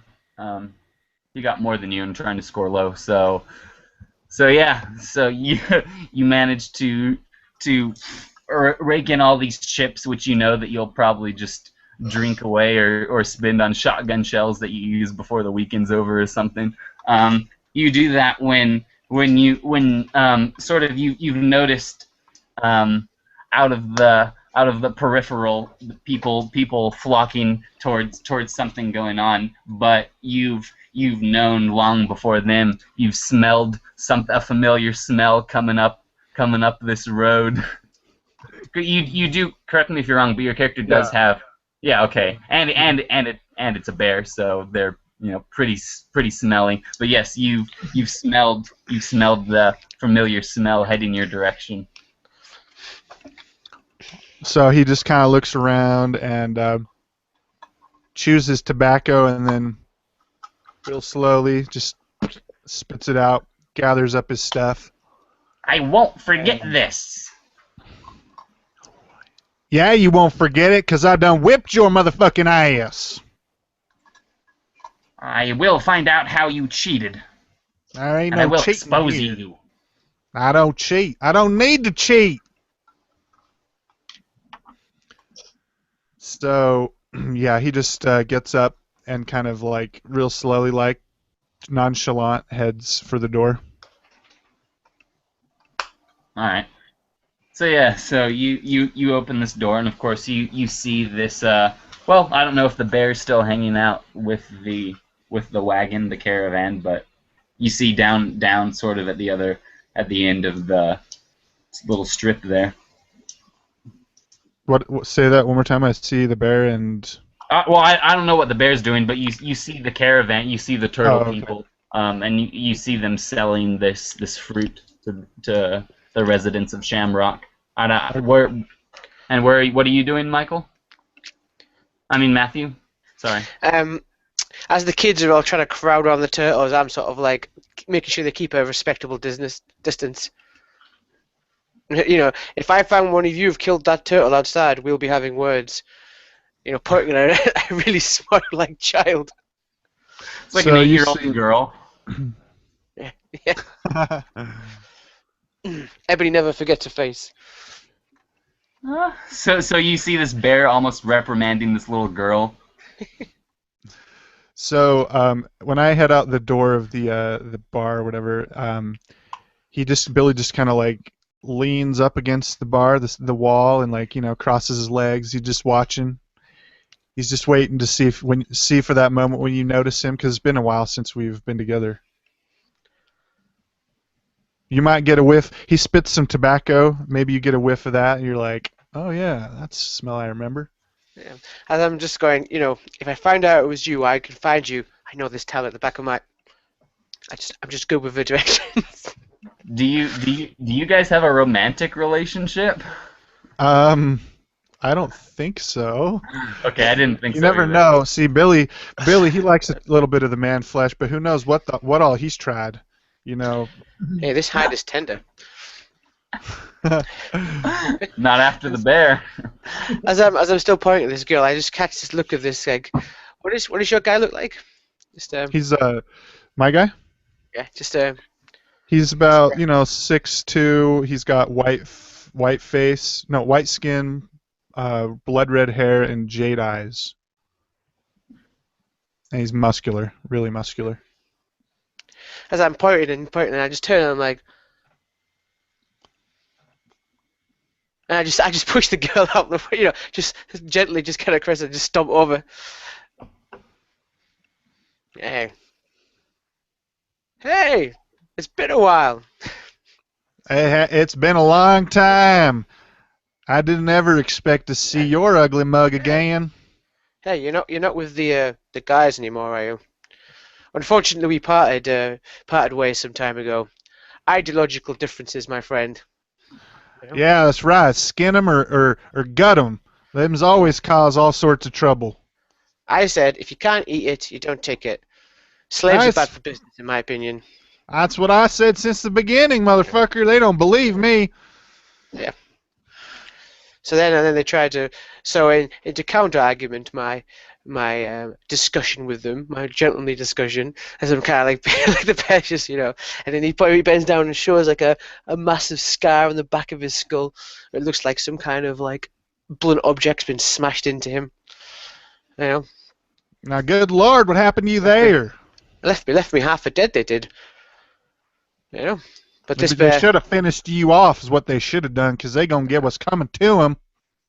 Damn straight. I thought if that's how your friends treat you, I'm getting out of the business. I'm going legit. Look, I've even got some friends now. Look at these. You call them friends? I call them dinner. They pay well. They got some tasty treats. What do they pay? I need some money. They recompense me handsomely. What does that entail? I slap my stomach. Is that the only part of you they recompense, or is there other parts they recompense? If you get my meaning. He sort of just like looks up. Well, it's been a while since I've had a haircut, but I don't see how that is relevant right now. You know, I heard them. I heard them tortoises all wrinkly up inside. I don't know. Maybe I should find out. Maybe you should. You always did have a sick sense of humor. Yes. Yeah. I hope you've been keeping it on the about our last visit to the. Yes, indeed. Meanwhile, from across the across the area, the mayor has noticed who the bear is now associating with, and he's putting one and two together, trying to not make it too obvious, but he's still standing there, not whispering, but talking sort of in privately with Lou, the pretty boy. God, I think that's them. Who? That's them. Remember how we thought that was maybe the bear in question? Look, he's got a different haircut and a different mustache now, but that's that same southern gent. Well, more of a southern douche, really, but that's him. I think.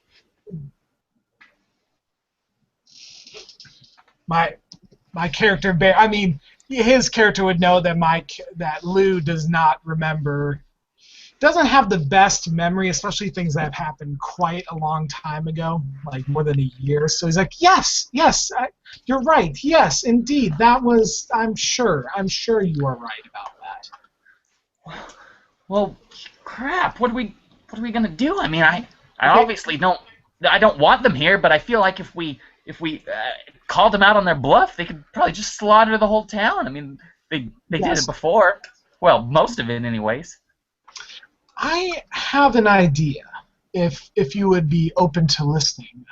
Perhaps somewhere a little bit more private. But yeah, let's talk behind closed doors. And when I assume we go back to the office, but when Lou arrives, he says, you know, I think one of the best ways that you can deal with raiders is, instead of fighting them, is to employ them. I think employment might be just the thing to keep them from causing trouble. Keep them busy, and they won't cause as many problems. Yeah, maybe so, or even better, I could just send them out on a suicide mission and they'll kill themselves. Yes. Or maybe, if they're lucky, kill something worse than them, but most likely they'll die. Mm-hmm. And, you know, there's nothing these raiders, like more than killing things. So it would be... Or risking their lives. That's the top of their priority list for some reason. Yes, and raping things, yes. They do enjoy that as well. So I think that this is the perfect... I think that's an excellent idea. Well done, sir. Well done. I must say, I am quite thankful that the bear is a female. Yes.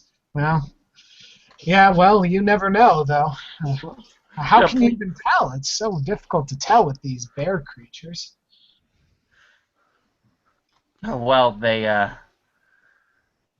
True. I suppose. Maybe I've just always assumed. I mean, this is such a weird place to stand in this day and age. I mean, how are you supposed to differentiate between gender and sexual orientation and cyborg and robots and people and ghost mutants and freakish? What? I mean, where are the lines, and what do people want to be called? There's so much. Well, it's all about appearances. You don't have to like them. You just have to appear to like them, and that's one of the things that keeps them happy. Well, You, that's you that's give the them. thing. I don't dislike anyone. I don't hate anyone. Well, I mean, I hate some people, but for good, I don't hate any large group of people. It's just I'm always walking on eggshells, you know, being a public figure with weird demographics. Weird demographics. Oh, that's the age we live in. Well, do you have anything in mind for these people? I mean, Well, let's see. Once Lou starts going through some of the paperwork that's on the desks.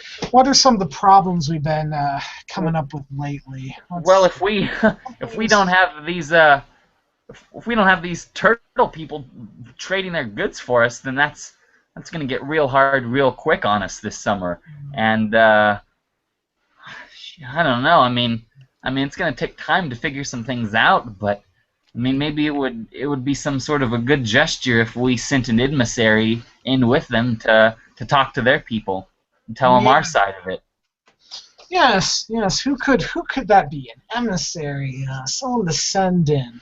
Well, no, I could always do that. Well, Unless you need me for something, paperwork, perhaps. Well, no doubt the workload will be harder without you here, but this does need to be resolved. I wouldn't expect you to risk your own life, and your skills are much more valuable than 10 of the average Joe. Perhaps this bear seems to already be relatively good friends with them, and probably knows the forest fairly well. Yeah, that is what bears do, I think. Forest or whatever. Yeah, if you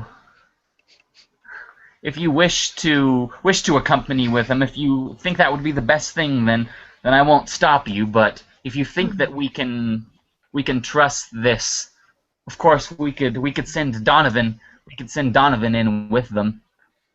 By the way, Donovan, you know him. He's a hunter of ill repute, a hunter and raider, badass. He makes regular trips into the forest.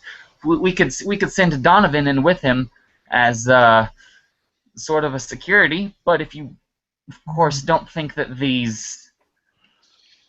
definitely need this soldier and this bear to be trusted, then perhaps it would be best for you to go with them. Trusted, no. Watched, yes. I said keep busy, but you never know what sort of shenanigans these people do get up into. So I sending someone to observe them would be definitely beneficial to make sure they don't get up to anything that could interfere with our business, of course. Well, I suppose let's go approach them with this. I hope they take us up on it. I'd certainly rather send them to an early grave than some of our hard-working townfolk here. Yes, indeed. And our guards, of course, we do have in very short supply.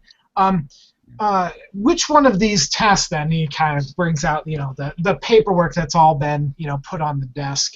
He brings it out and shows it to you. Which one of these do you think will be most appropriate for them? What's on it? Well, let's see. Well, there's problems with the drought. I doubt they can do a lot about that, unless they are magicians as well. I doubt that. Yes. We do need a magician for that birthday party coming up. Oh, yeah, they would fit right in. Well, maybe not. Yes. My daughter has explicitly asked for a rabbit to be pulled out of a hat.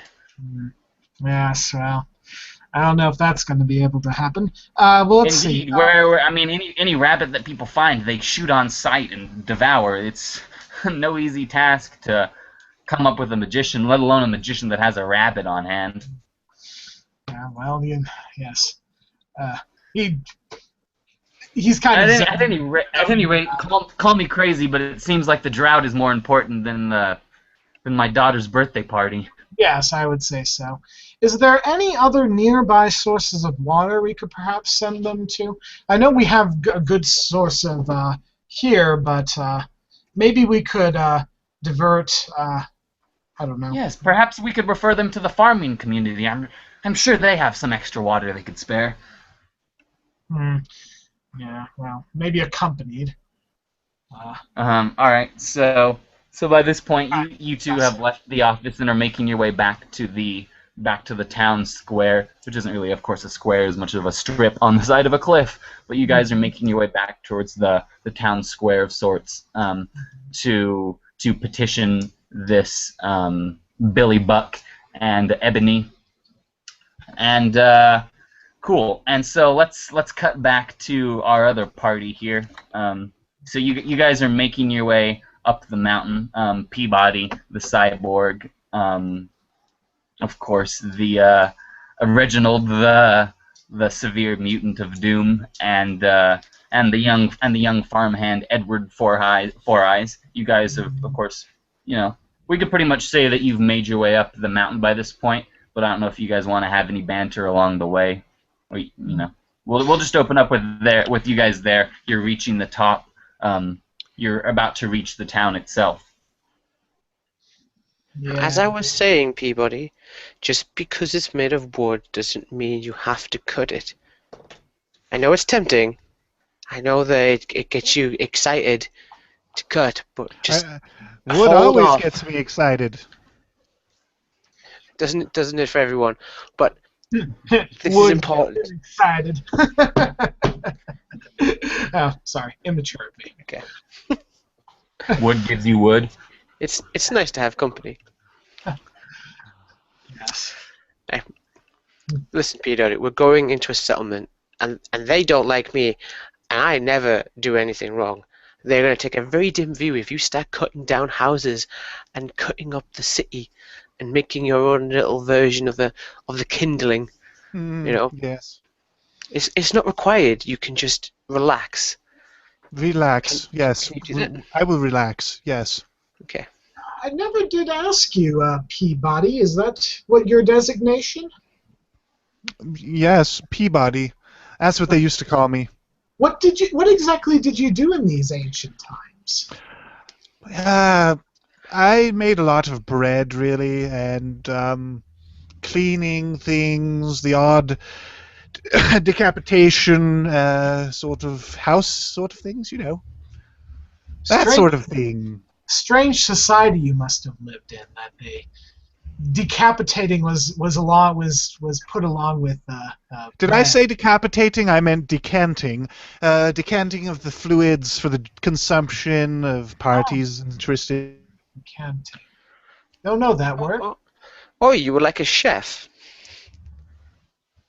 I've heard of those. Oh, I do a little bit of this and a little bit of that. Some in the kitchen, some in the bedchamber. Really, whatever's required.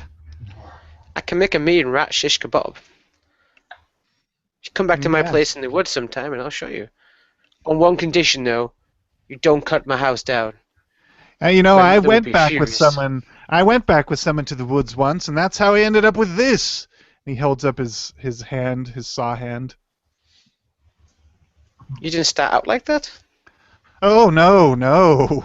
Heavens no! When I started out, I looked normal. Now I look ugly. Not as ugly as you, but No offense taken. You looked like a normal robot, and now I was just a normal human. Thank you for that. That's possible. Well, I don't know. You tell me. Humans are still around in these times, aren't they? Yes. Perhaps not the humans that you were familiar with, though. Yes. Most of the ones I've come across are not the friendliest of sort. Oh, that's a shame. I knew quite a great many humans who were quite friendly, always putting their hands all over me. They were very friendly. Yes. Yes. Well, fascinating.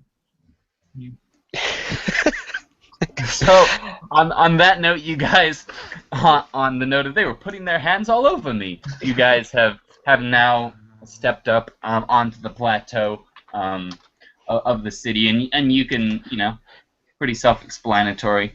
It's down at the other end is where the majority of the people are crowded around this wagon that seems to be serving them something.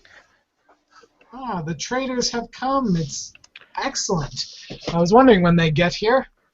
It's good to know that they're still coming this year. Even with this weather. Dreadful. Yes. Well, have we gotten to the gate yet? Perhaps? Yeah. You guys already passed the gate. We didn't narrate it, but they let you through. Or now that we're in the settlement area, I've put on like my little leather helmet, which I've hidden my ears inside, so I look slightly more sociable. Well, I'm going to go. The first stop for me is I'm going to see if I can go petition the mayor to talk about the water situation. I say, excuse me. I find just some random person. Where's the mayor? I'm looking for the mayor. Well, he has a home. He points at the highest, the steeple, the tower. He has a home and an office.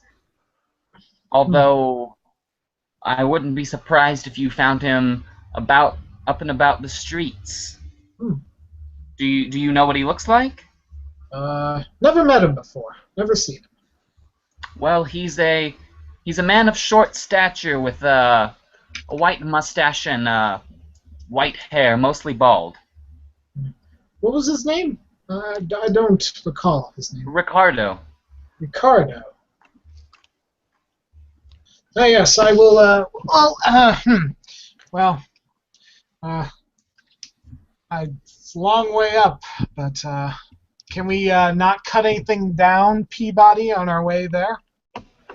No, that should be easy to accomplish. Yes, I've turned off my saw unit. Yes, excellent. Good choice, robot. All right, so I'm basically just kind of casually, I'm using my Foureyes to kind of look around. I'm trying to spot anyone with the description of the mayor as I'm moving up, basically. I'm going to move from street and then go up to the next level and then until I can find the mayor. I also deploy my panoramic optic node thingy. That eye? Yeah, it's like an eye. It comes out of the top of my head. It's just like a ball that. So it comes out, begins scanning the area, and you sure enough, like of course zooming in and panning through people's faces, you find 3 people that approximately fit the description, and one of them fits it pretty much down to a T.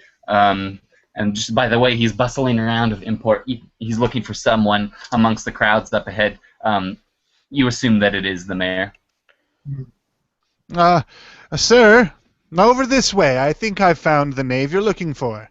Ah, excellent. Good All job, buddy. Gives him a little pat on the back. Excellent job. Do you have that oil for me now? I need a good rub down. Yes, we'll be sure to rub you down. It's been so long since I've had a good rub down. The last one I had was Adelaide. Oh my, she knew how to work those joints. Yes, well, I'm sure they have an establishment where they can rub you down plenty here in town. Excellent. Lots of oils. Why do I imagine that's a cyborg with some kind of little miniature hammer? It's an oil house instead of a bathhouse. They have oil houses. Yep.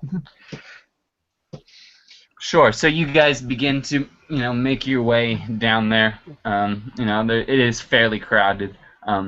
A few hundred people live here, which is a pretty good amount in a post-apocalyptic wasteland. I'm not used to being in such a big crowd, so I'm sort of darting about, kind of trying not to look obviously. Sure. Suspicious. Well, all three of you, for various reasons, probably feel a bit out of place. Peabody, the least so. I mean, he was made to work around people, and he is fairly robotic, so he can begin functioning as he did relatively easily. But for a small-minded son of a farmer and an outcast logger, yeah, you guys are a bit not to say afraid, but you guys are probably a bit taken aback, as you're thrust into this social situation, forced to sort of invade people's bubbles as you push past them. Every time I bump into someone, I'm like, "Oh, excuse me. Oh, excuse me." Very Most people just look at you and shrug, or don't even know they're already gone before you. Exactly. Those Shamrock folk are so fast-paced, Yeah. Oh, these city folk, they have no manners. These city folk, they have no manners.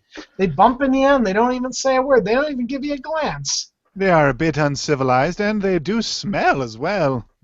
That's what I love about trees. It smells like a barn. It smells like a barn in here. Worse than a barn. My goodness gracious. And what is that on? Oh my God! What is that on the ground? Don't step in that, sir. That's some kind of defecation.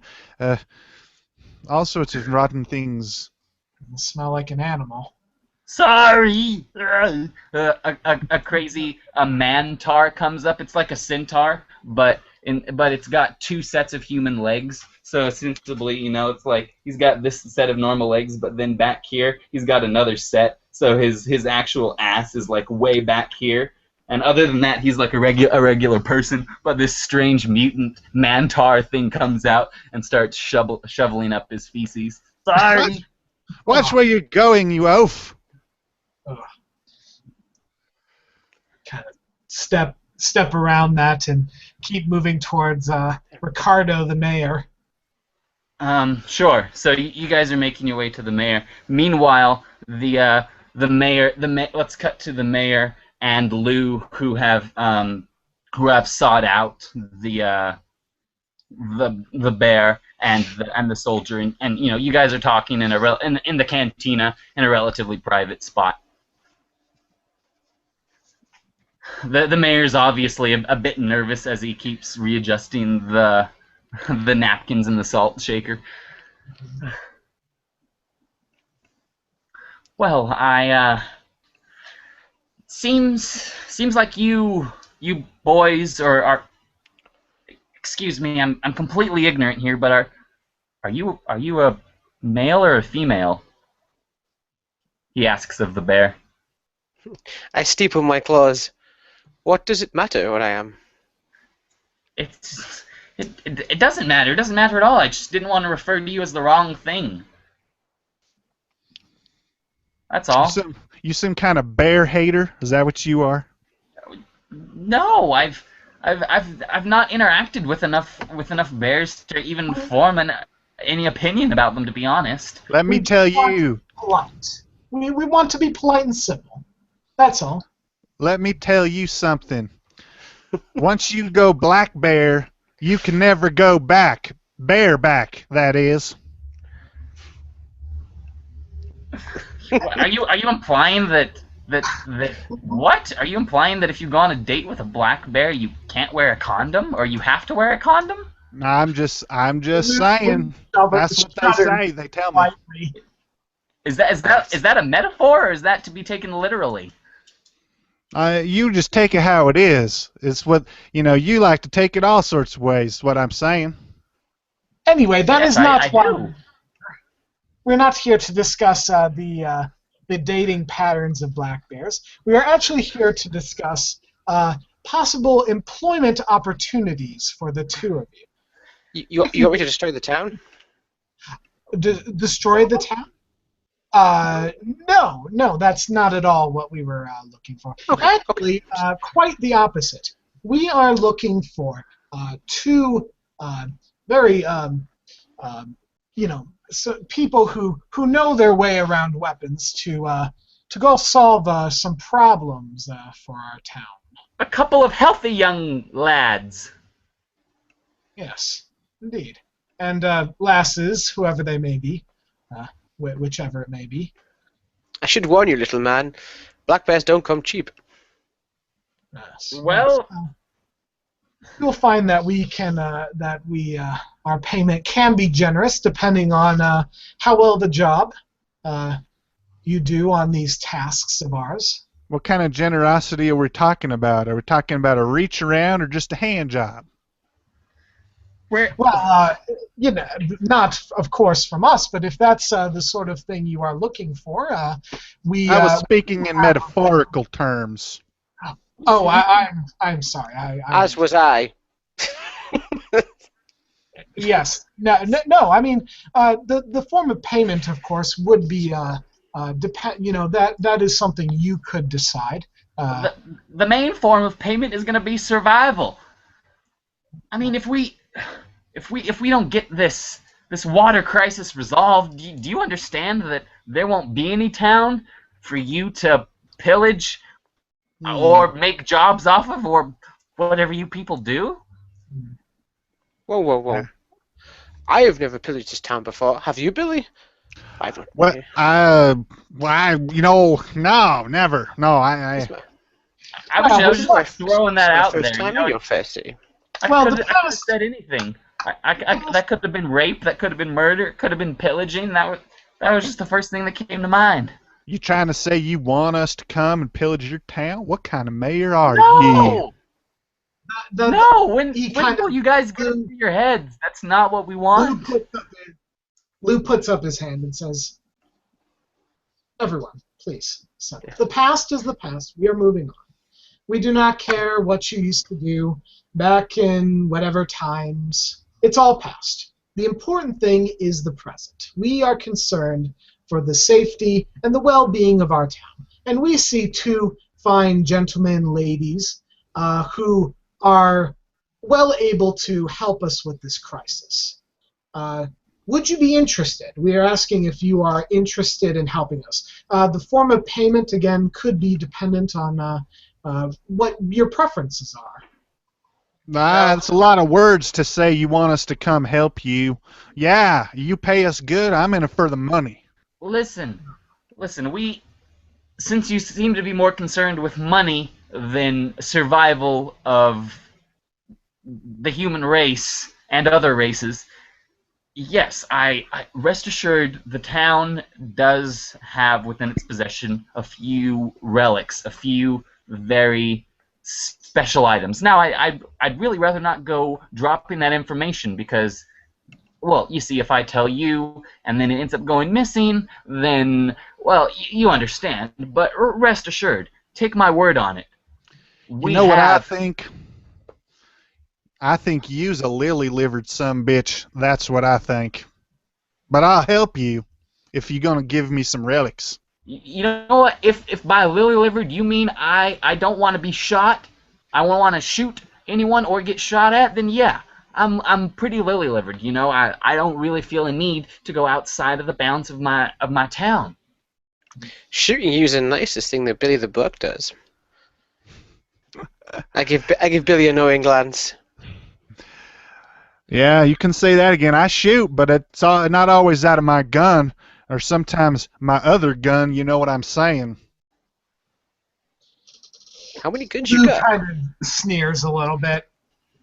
He looks like he's trying to hold it back, but he can't. He's just sneering at you openly. So let's get down to brass tacks. What kind of relics are we talking here? Like I said, I can't tell you that information. You see, you guys want to get paid up front? What is this?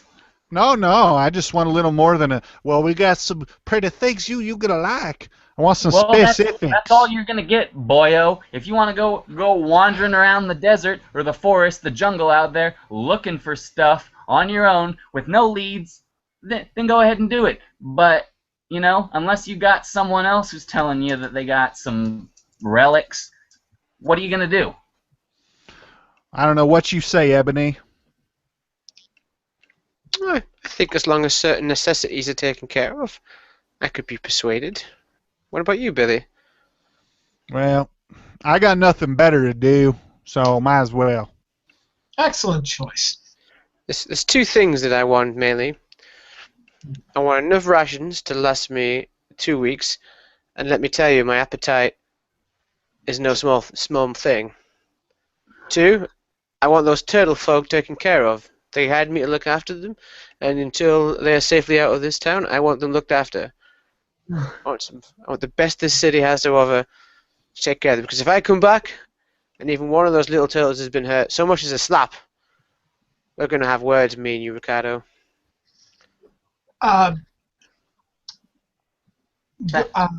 Yes, Lou has the paperwork. He kind of like has a form that Lou doesn't look like he has a form ready to be filled out like a contract. So yes, you will need to write this down though. You know, sorry, Ricardo.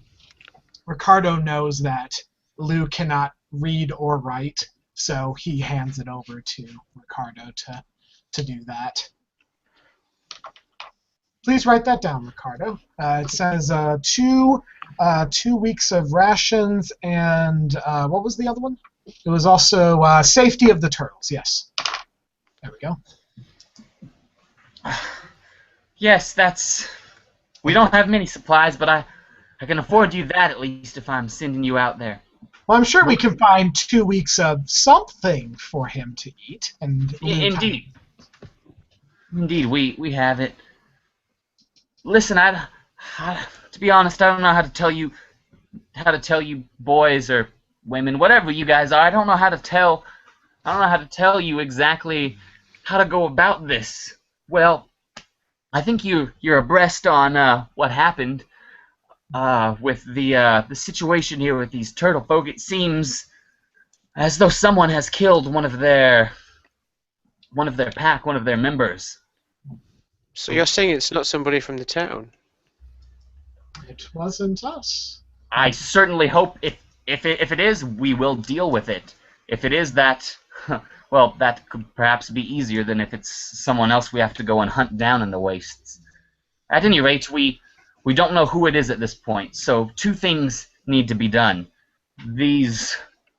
Once they finish selling their goods here, these turtle folk need to be escorted back into their home, along with an emissary and a group for safety, so that we can tell them our side of it. Additionally, we must investigate who it was that actually did this, and seek to bring them to justice. I assumed that since you were already friends with the turtles, that it would perhaps be fitting if you were part of this caravan that accompanied them back into the jungle. However, if you have more interest and feel as though your skills could be better served investigating this murder, then so be it. Ebony always gets answers. Excellent. That's the sort of people we need. I'll tell you something. Lou is another name for bathroom. And I think you are full of shit. If we come back here and we don't get what you promised us, there's going to be an altercation. Yes. Well, let's hope it doesn't come to that. Yeah, he spits tobacco on the ground as his way of agreeing. Look, here, as a gesture of good faith, I'm gonna, regardless of what you guys decide to do, whether you're gonna poke around and look to solve this murder or you're gonna go back into the jungle, I'll send one of the town guard along with you guys as additional safety. You better send us a cute one. You know what? I'm going to ignore that. But if you guys need to use it, I'll even let you use the tank. And rest assured, that's really the only big weapon that we have. But if you guys think that you need it, well then I don't think you can take it into the jungle. But there it is. Other than the tank and a town guard to go with you, I can't really help you out with much, other than, of course, those supplies. Do you know your way around a tank, Billy? Yeah, I've been in a tank many times, so Oh, you just show me where it's at. no. If it's all the same to you, no offense to anyone, but we've got a driver that we prefer to use. He's Uh, familiar with the tank. all right. Ricardo, are you sure that we can spare the tank at this time? What if certain disreputable groups perhaps went out and notified partners saying that we are now defenseless without our tank? I mean, would that be such a True. wise course of action?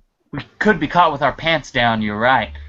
I'll speak to Bartholomew. He's the head of the town guard here after this, but at this point I don't really know any more than you guys about what's the best decision to be made. Now, don't tell the town folk that. I don't want my reputation being tarnished, but well, to be quite honest, I don't know what would be best to ensure the safety of our survey scout team or to keep our gun close to home.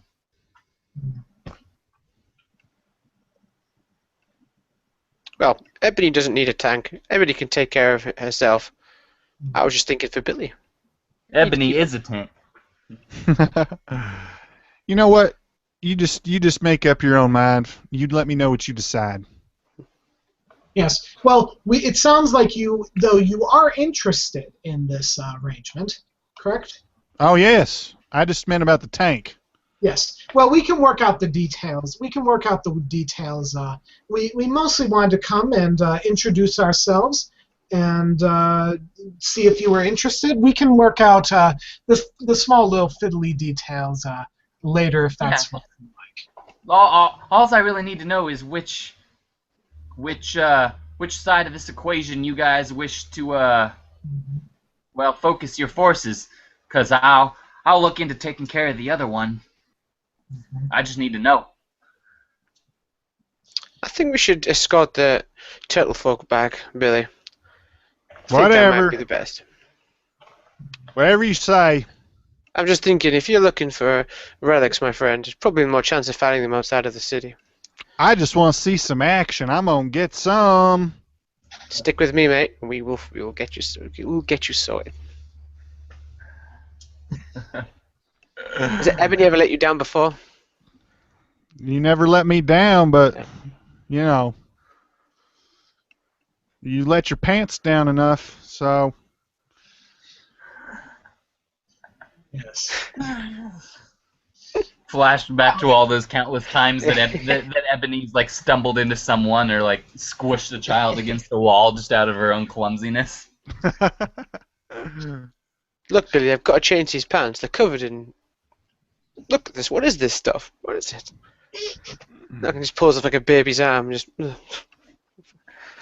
So weird.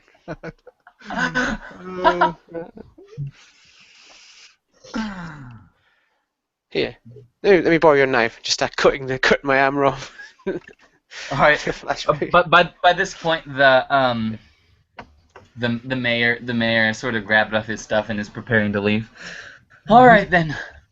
Excellent. Thank you. We will fill out all the necessary paperwork for you to put an X on, and we will get back to you. No, you don't need to get back to me. I'll get back to you. Yes. So You know where to find me, Lou.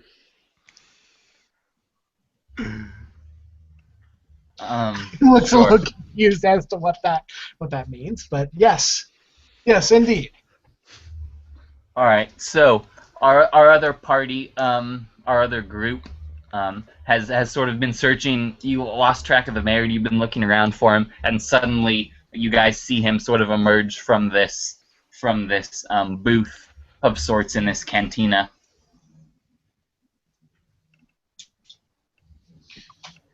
Yes. Ricardo.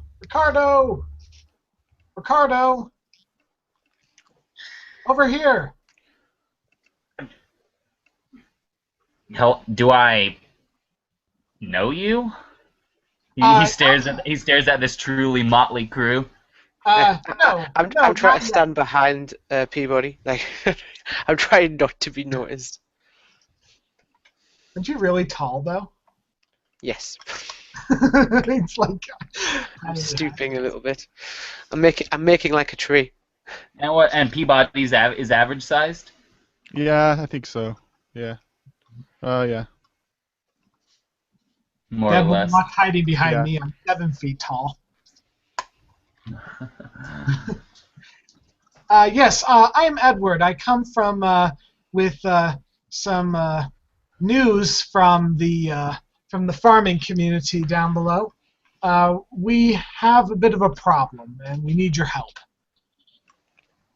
Yeah, well, this could prove to be quite convenient indeed. I was wishing to speak to someone from your small community. As a matter of fact, yes, here.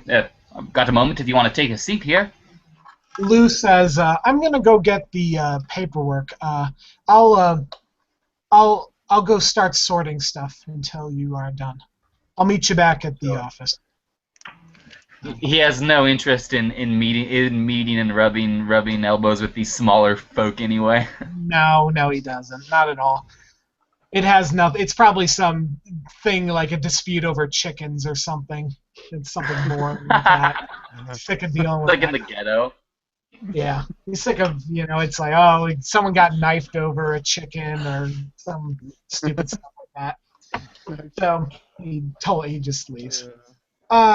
Yes, well, you are aware of the drought. We are suffering, our community down, and my father and the other village elders we're trying to survive with the water we got, but it's not enough, and we can't meet the crop supplies if we don't have the water, and we just don't. We don't have the water. We need more assistance. We need more water. That's what we're here about. We just don't have it. There's no other way to say it, really. I mean, the reason that I wanted to speak to you or someone like you was for a similar reason. Yeah. Well, long story short, it's been a bad year, and things have transpired recently with one of our trading partners, and it's not looking good. I mean, They supplying you with water. They do, in fact. Food and water during the summer months. Well, yes. Do you have the water? I'm sorry. I was sent to ask if you have the water or not. Well, we have some water, but not hardly enough to get us through the summer, let alone be loaning it out to others. Man, when I woke up this morning, I thought we were in a halfway decent place. I mean, yeah, it's been a dry year, but we've been breeding good relations with these turtlefolk, and well, that took a turn for the worst, and now it seems as though the crops. Well, I mean, you don't have to explain to me that you guys need water just as much as we do. The simple fact of it is we don't got much to spare. If we could. Is there Typical perhaps human another approach. source of water that could be exploited nearby? Well, the turtlefolk help us bring an awful lot. So hopefully once we get that situation resolved, that'll give us a bit more leeway. I know there's a cyborg settlement out in the desert waste somewhere by the name of Gear Shift, and I know cyborgs don't need nearly the amount of water that us normal folk do, but they do need some of it. And to be quite honest, I'm not sure how they get by out there, secluded. Perhaps they could offer us some solution. Yes. Well, perhaps I could. I and my companions here could help. Because we really desperately need that water. If we don't get the water, then we're not going to get the food. And if we don't get the food, you guys starve too. So maybe, I mean, my father has given me all this fine equipment. Perhaps me and some others I could gather could maybe could help, maybe go to this gear shift or help with this turtle situation. Something to get more water. If I go back to my father now with nothing, empty-handed, well, you know how that goes. Yes, well, and not to sound self-serving, but if there's no food, no water for the food, then that will affect us as well. This is, to be sure, a problem that needs to be resolved. What the solution could be, I know not. Tell me more about this gear shift. I don't know. I've worked on a farm all my life. I know very little about anything outside of Shamrock. Well, I don't exactly know how to get to it, and from what I understand, it's not too easy to find, but somewhere out there in smack dab the middle of nowhere, there's a little fortified settlement of, well, almost exclusively cyborgs, from what I understand, named Gearshift, and, well, they make their way out there. Other than that, can't really tell you too much about it. I could perhaps refer you to the town guard. Between their ranks, their lot, there's more than a handful of them that are familiar with at least parts of the waste. They could perhaps point you in a direction.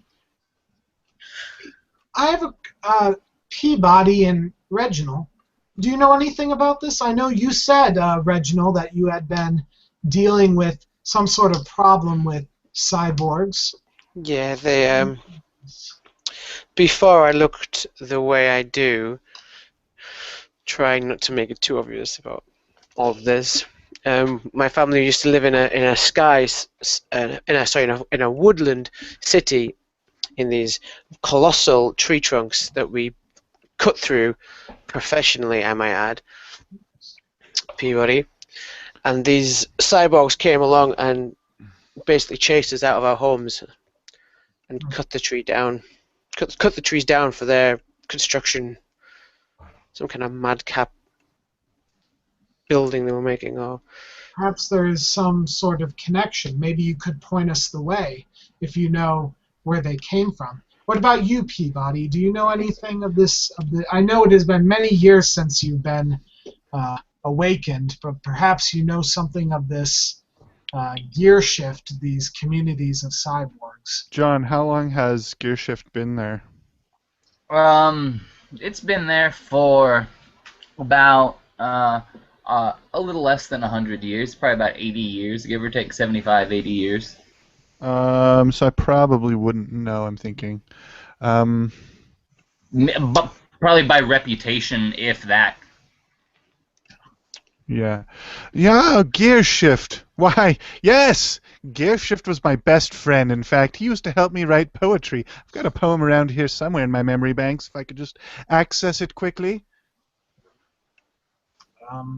Yes. Well, I'm sure you would be of great help if we needed to talk to these cyborgs.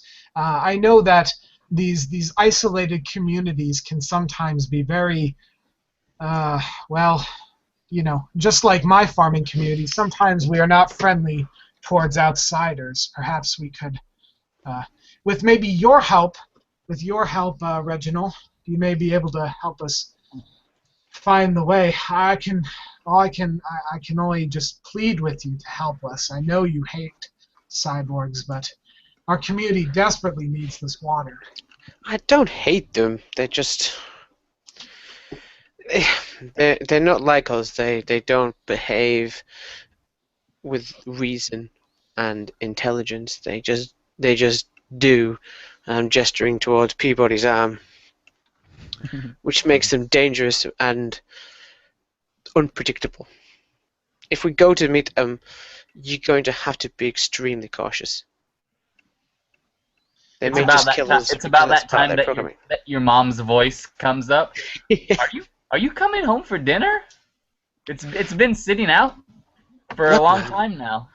I've made some new friends, and these ones are real, okay? Is he actually is he actually speaking this, by the way? Yeah, you don't hear the mother's voice, but you hear No, him I don't. respond. Yeah. Well, I don't know if you hear him respond. Do you say that out loud or just in your head? Yeah, it's kind of like a low tone, like it's a slightly different, like a lower tone than my usual voice. Yeah. Almost So like you he's can hear it. whispering to You can someone hear who's it. standing right next to you. It's like Norman Bates arguing with himself. Yeah. Look, this Edward guy, he's pretty cool, alright? It's nice to have someone who's not always trying to kill me or run from me or throw things at me.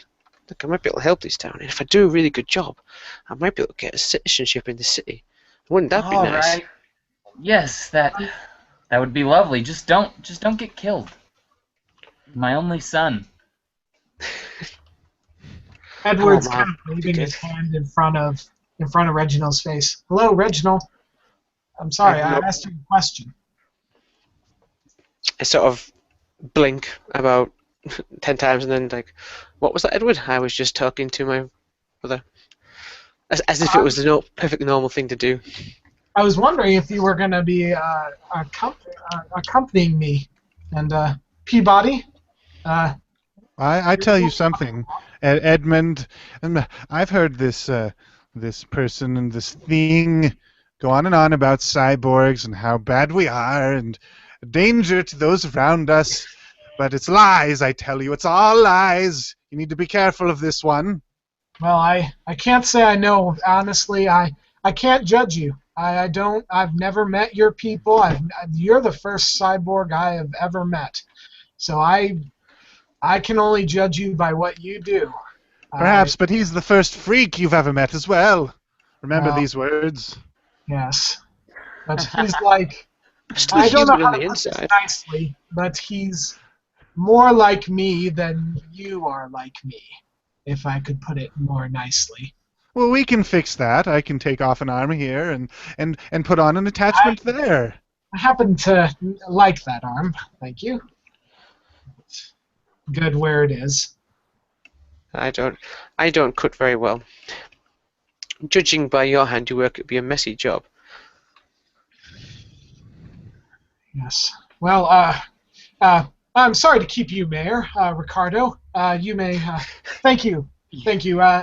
He is flabbergasted by this point after you're waving in front of this weird guy's face who's talking to himself, and then there's all sorts of quasi racism going on. This guy's just like, now that he's actually experienced people that are even more ignorant than him in social matters, he's just speechless. Ricardo, one more thing, perhaps. Is there anything you could do? We do want, at least I, and it sounds like my companions here will be trying to find this gear shift. Is there anything you could do to help us, assist us to find it? Perhaps some sort of help? Well, I mean, I'm a poor farmer. I have only what my father has given me. indeed, I can provide you with one of the town guard who is perhaps a bit more versed in wandering the wastes than any of us are, and I can even provide you, if you so desire, with a vehicle of sorts, the tank. I'm sure you noticed it at the foot of the mountain. It is our only big weapon. However, if you feel as though it would be better used to ensure the safety of this mission, then so be it. Can any of us drive? I've never drove a tank. I I will. The town guard that I provide you is a driver. I think if we're going to meet a whole collection of cyborgs, it might be wise. Edward agrees. I don't want to give the cyborgs the wrong impression, but this is a desperate situation we are in. We need A diplomatic mission. Yes, we need all the help we can get, and from what I've seen of our friend Peabody here, they can be quite deadly when they choose to be, with all their decapitating of bread. What? No, never mind. Don't explain. Don't Long explain. story. Would you, Ricardo? Would you be at least able to provide us with enough water to get to this place, considering it's in a desert? We don't know. Yeah. We don't know where it is. Do you know what's in the desert? You never told me, Reginald. Is it? I can provide you with I mean. I believe it's out in the desert. How much do you think you need? You understand resources are tight. That's the whole reason why we're doing this in the first place. Now I understand you need water, but do you want a 30-day supply, 2 weeks? No. I think 2 weeks should be sufficient, should it not? What do you think, Reginald? I think that sounds reasonable. Maybe some mechanical tools, if you can spare any, so that we can perhaps. And oil. And We need a little. Don't forget my oil. We need oil. Yeah. Oil. He says with sort of a terrified look on his face as he actually looks at this strange saggy face in detail. Yeah. Oil. And maybe some kind of document that describes that we are on a peaceful mission from this town, rather than just 3 individuals that turn up with a tank. Yeah, so we don't appear to be raiders. Yes. Yeah, usually you can tell a raider because they're big and scary. Yes. Sure. I can provide you with some documentation. That would be excellent. Alright. Alright, well, we will. When will you be leaving? Tomorrow morning? I can imagine as soon as possible, unless anyone else has objections. I will have the document delivered to the tank, and you will find it there in the morning. Excellent. Exciting. Thank you so much, Ricardo, for all of your I've help. never been in a tank. Thank you so much, my fellow man. He says, looking at the three of you, shakes your hands in turn. Smiles. I hold out my saw hand for him to shake. You do? It's not turned on. It's not on, but it's still a blade. No, But is it unplugged? I don't know. I was just being stupid.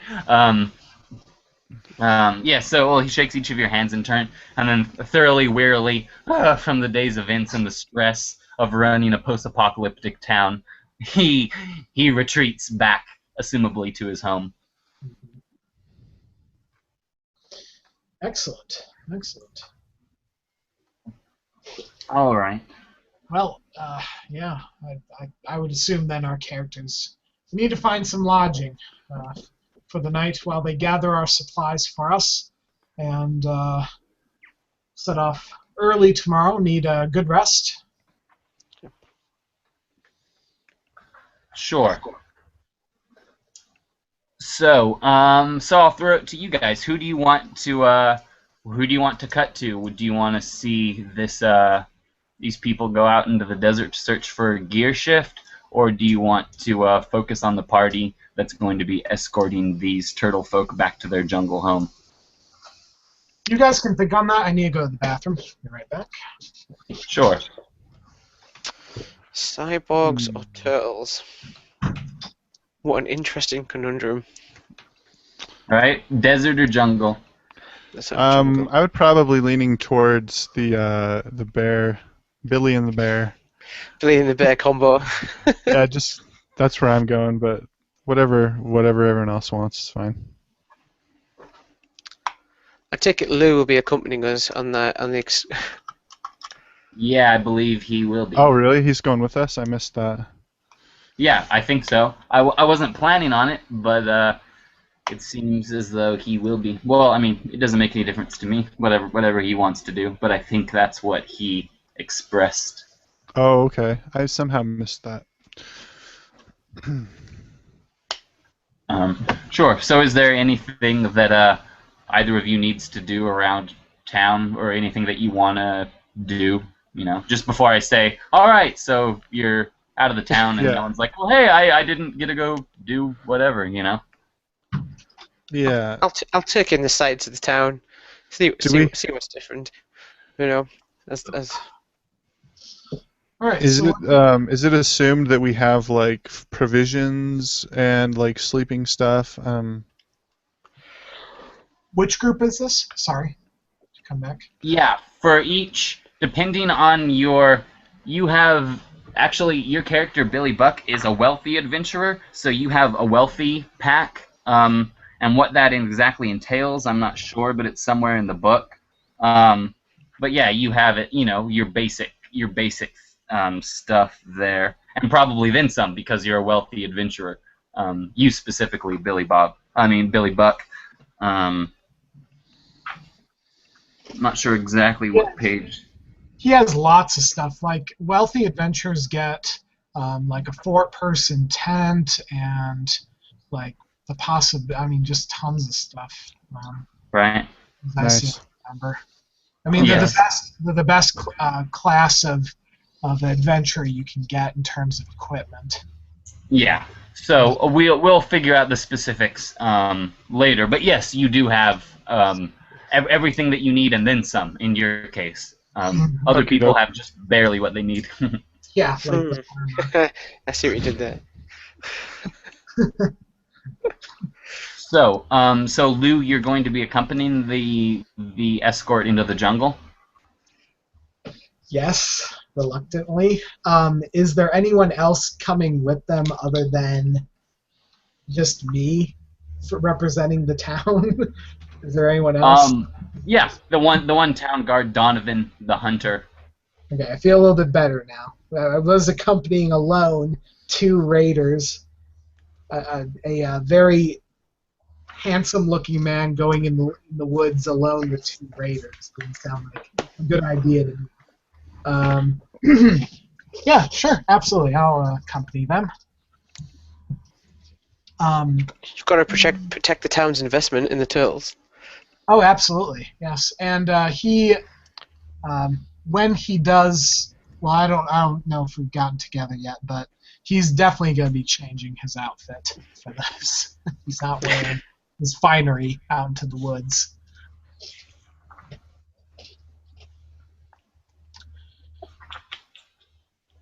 So you guys have accommodations in the town that the town provided for you. So Yeah, we'll just cut to the next morning. Probably at the base of the mountain where you guys are meeting at. You know, this group is meeting just by the guard shack, not by the end with the tank. I assume we can just cut to there unless someone has something they need to do in town. No, you just see Billy Buck as we meet up. He's coming back from like this particularly seedy brothel for like mutants, and he's walking with kind of a bit of a bow-leggedness.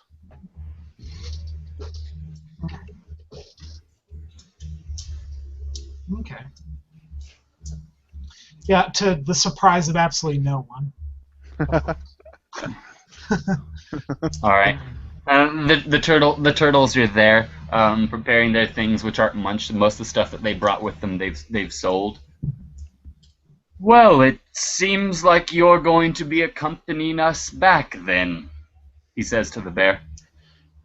Indeed, it would seem we are doing the return trip, wouldn't it, my friend?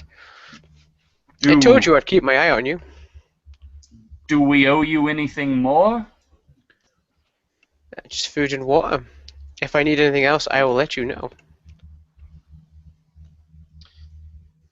Fair enough. This legitimate lack is an interesting concept to me. All right. And so you guys are preparing to leave, and the town guard. Of course, there's a couple guards there on duty, but the one that's supposed to accompany you is nowhere to be seen. And yet, as you guys are about to leave, you see him sort of not running down the hill, but briskly walking and sliding in spots. He's a pretty sinewy, muscular man. He's got what looks to be like a leopard skin that he's made into a vest. And his arms are sort of exposed to the world.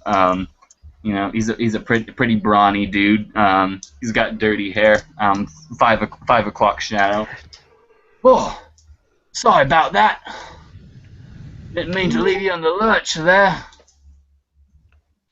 My name's Donovan. Walking with him is walking behind him, and he's totally changed his outfit. He now actually has quite some nice stuff. He has had some leather armor, nicely a shield and an iron helmet, along with what looks like a sword of some sort. He's walking up. Yes, sorry we're late. Paperwork and all that. Oh, wait a minute. You're that Billy Buck motherfucker. Are you not? Yeah, who's asking? Donovan, you got fucking wax in your ears, mate? I said my name's Donovan. I wasn't listening. You ain't said nothing important yet. Yeah, well, get you. Something cut out. Oh yeah, I froze for a sec too, I think. Sorry, we missed all that, John. When you get in a tight spot, you'll see how important I am. Then you'll be thankful I'm here. I've been in plenty of tight spots, if you know what I mean. Oh, from what I heard, you've been in a lot of loose spots, mate. And you make them looser when you leave. Gentleman and lady, we have a job to do. You have a job to do, Donovan. Let's get quickly. Oh, so she's a woman? That's a woman? I believe so, yes. Pleased to meet you, ma'am. I basically just put my paw out and grab his head and just shake it up and down a little bit. Pleased to meet you, Donovan.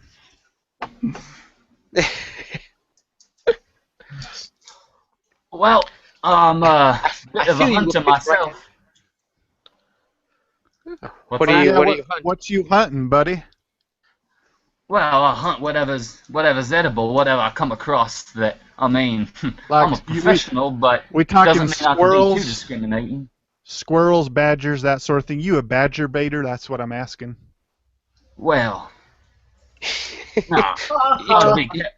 you told me you give up the badger baiting, Billy. You told me you've gone straight. I tried to give it up, but you know how it is. You got to be careful what sort of a game you're talking about and who you're talking about it in front of. You may be hunting down someone that may be someone else's second or third cousin, if you know what I mean. Oh, you said that right, son. Certainly is hard to tell these days. Indeed. No offense, ma'am. So you the female turtle sort of comes up. You could tell that she's moderately annoyed. Do we really need to be taking this many people in with us? I'm sure we are fairly competent. We make this journey a dozen times a year, every year. Well, yes, but this is not only just for protection, of course. This is also to, not only are we want to show you that our community is fully behind you, to make, that we are trade partners, and also we want to find whoever is responsible for this heinous crime. And I think we might need, who knows how many culprits are involved.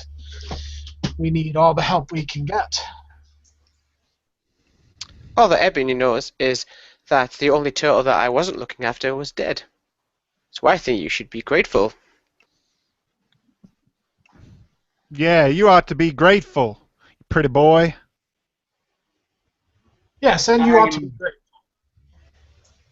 I'm not a boy, and I don't appreciate your innuendo, sir. Not you. Not you. I'm talking about this blue-eyed prima donna over here. My eyes are black. No, not you.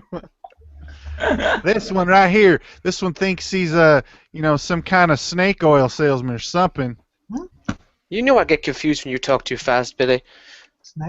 Snakes? You need to slow up. I don't sell anything. I'm the assistant to the mayor. He obviously is not caught on. You always selling something on the side. I know your type. Donovan sort of snickers whenever you rib him. So, yes, well, anyway, whatever that means. I guess we better make on our journey then. Yes. Standing around here baking in the sun all day.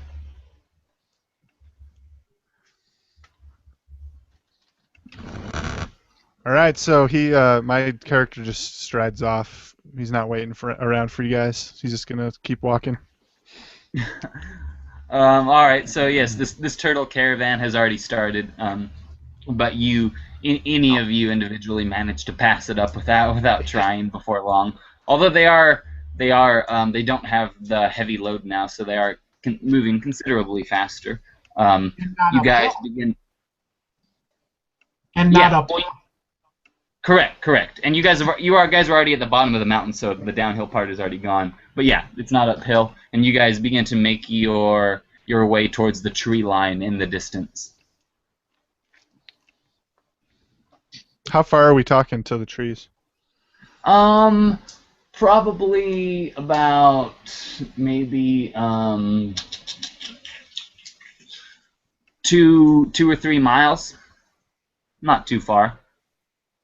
It's interesting that you mention prima donna, because you actually do notice when you're near him, he does have a smell like he did put on some sort of like cologne, and he does look like he wears like if your character probably doesn't know anything like that, but he does wear like cover up and stuff like that. I would have smelled it. Yeah, I would have noticed because he has enhanced smell. So he's like, my goodness, looks. You wearing cologne? You wearing cologne, boy? You sweating? You smell like a whore in church. God, that's what's giving me this fucking bloody headache, man. It's not overtly strong. It's just it is supposed to be pleasant. You know, it sticks out a lot just because everyone else stinks. Maybe it's not strong for you, man. You take baths in it every day. It's strong for a layman, though. Yes, well, a little cleanliness can go a long way, let me tell you. Well, you know, I don't got nothing against a bloke being clean, but it's another to be walking around wearing Old Spice in this day and age. You know what I mean? It seems like a strange thing to be on your priority list. That's all I'm saying. Yeah, you expecting to find some women out here to pick up? Is that what you all about, son? You never know. Well, let's get this bear's opinion on it, huh? They tend to have a pretty good nose, don't they? You're probably able to smell him coming down the street. I like to know that I'm coming. No. You like to leave a mark. I like to announce myself. Gotcha. The rematch is fourth. Yes, Don't you be jealous, Billy, just because he smells nice. Just because you can't afford stuff like that. I know you skin, boy. I know. I don't need no cologne. I got the smell of a real man on my skin. You got the smell of many men on your skin. That too. Not that I judge. By the way, just advice for you, Billy. You may want to wash after you leave the establishment you left last night. I can still smell it. It's quite strong. What you talking about? You ain't know nothing about. You been there before? Is that what you know? Is that how you know about it? I've been everywhere. Oh man, I go where let I me tell you want. from experience. After stopping by the watering hole, it's best to drop in the brothel for a night, pick up a whole new smell to sort of neutralize the other one, you know what I mean? I do. Like-minded men, like-minded men. I like men, minded or otherwise. Well, maybe we're not so like-minded on second thought. What is? I'm sorry. Question, Billy. What approximately is your appearance? Like 25 being average, what would you say? I'm 18 years old, and yeah, he's the dude that looks like a vampire. White skin, blood red hair, jade-colored eyes. Yeah, how good looking is he though? I'm curious. He's pretty good. He has a 42-ish, around there. So he's very, very muscular. Like, he's super strong. He's probably one of like the strongest, most toned people you've ever seen. And so yeah. But he has like kind of leathery skin because he has this ballistic hide thing. So it's yeah. But yeah. Anyway. Oi, man, I don't. This is sort of a weird thing to say, but what ethnicity are you anyway? I've never seen skin quite like that. I have. Yeah, I don't claim any particular place. You know, my ancestors, they from the south, and you know, we got all types down there, all types. Yeah, I'm from the south too, although I think I'm quite a bit farther south than you are, but Yeah, you's down where they flush backwards. sure, yeah. Your flush toilets where you come from? Incredible. I've always wanted one of those. He has no clue what you guys are talking about.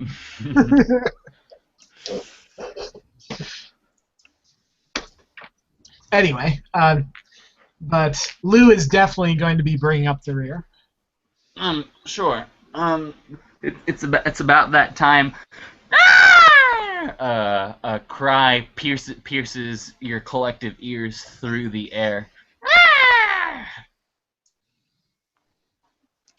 What in God's name was that? You look around and you don't see anything. Can you smell anything? Ebony, what do your keen bear ears hear?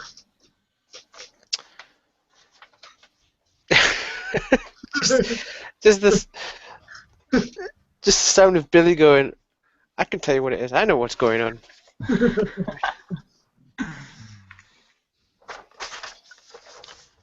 Yes, you hear the flapping of wings in the distance. That's about it.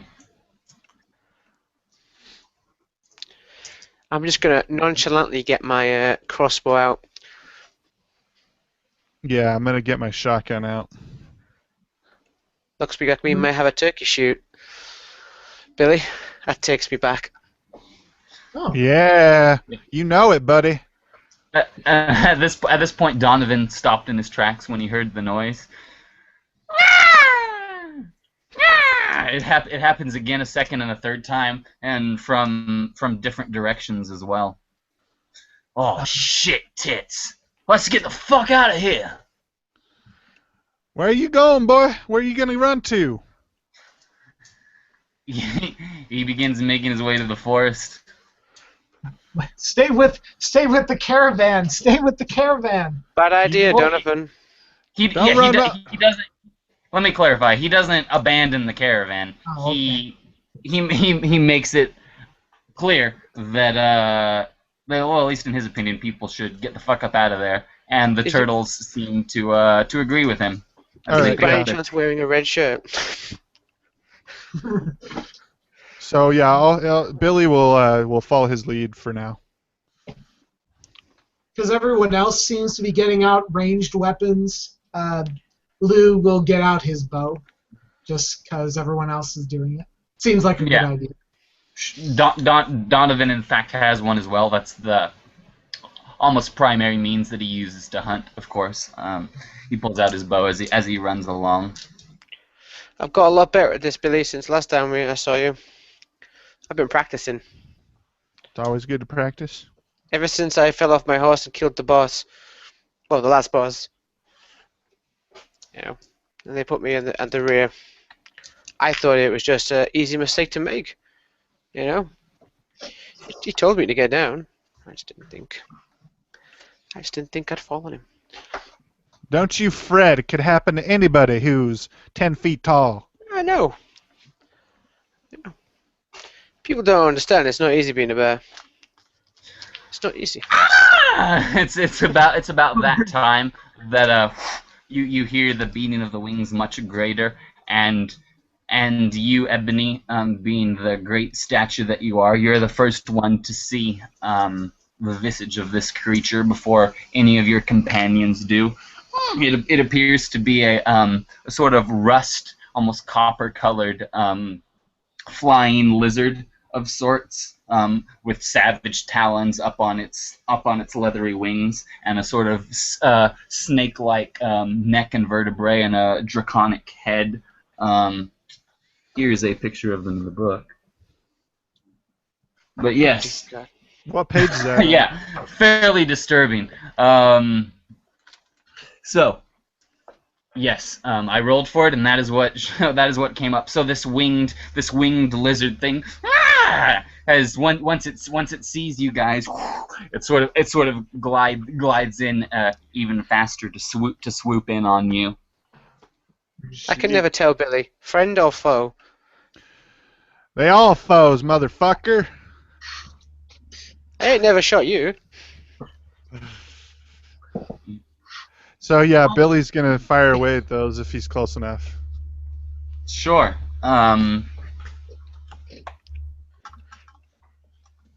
Minus 15 to your strike value because they are in the air. Okay.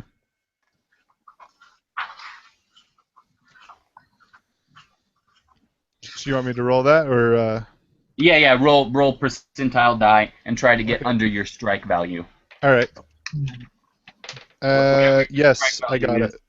Minus 15 puts me at 61. So. 61. I got all it right. with 35. All right. So describe your weapon and what you're doing with it. So yeah, I have a pump shotgun, and so he just racks off a round, just one round, I guess, and fires it at just the body of whatever the flying lizard beast is. All right. Well, it's a shotgun, so obviously you're gonna have to let it get right up on. I mean, it's swooping in fast anyway, but obviously it's gonna be right up on you by the time you hit it. But needless to say, your roll will suffice. So this thing comes freaking gliding in to snatch up what it can, and it gets freaking a face full of buckshot to the face as it bounces off its dragon head and veers off, trying to regain its balance. As this is going on, and in fact probably before the shotgun shot goes off, another one of these things comes around like a vulture. It seems as though they're swarming you. As another one comes from another angle down in to snatch up one of these turtle people. Did you want to roll for initiative? Oh yeah. I forgot. Yeah, most games I don't make people roll for initiative, but I wanted to do this.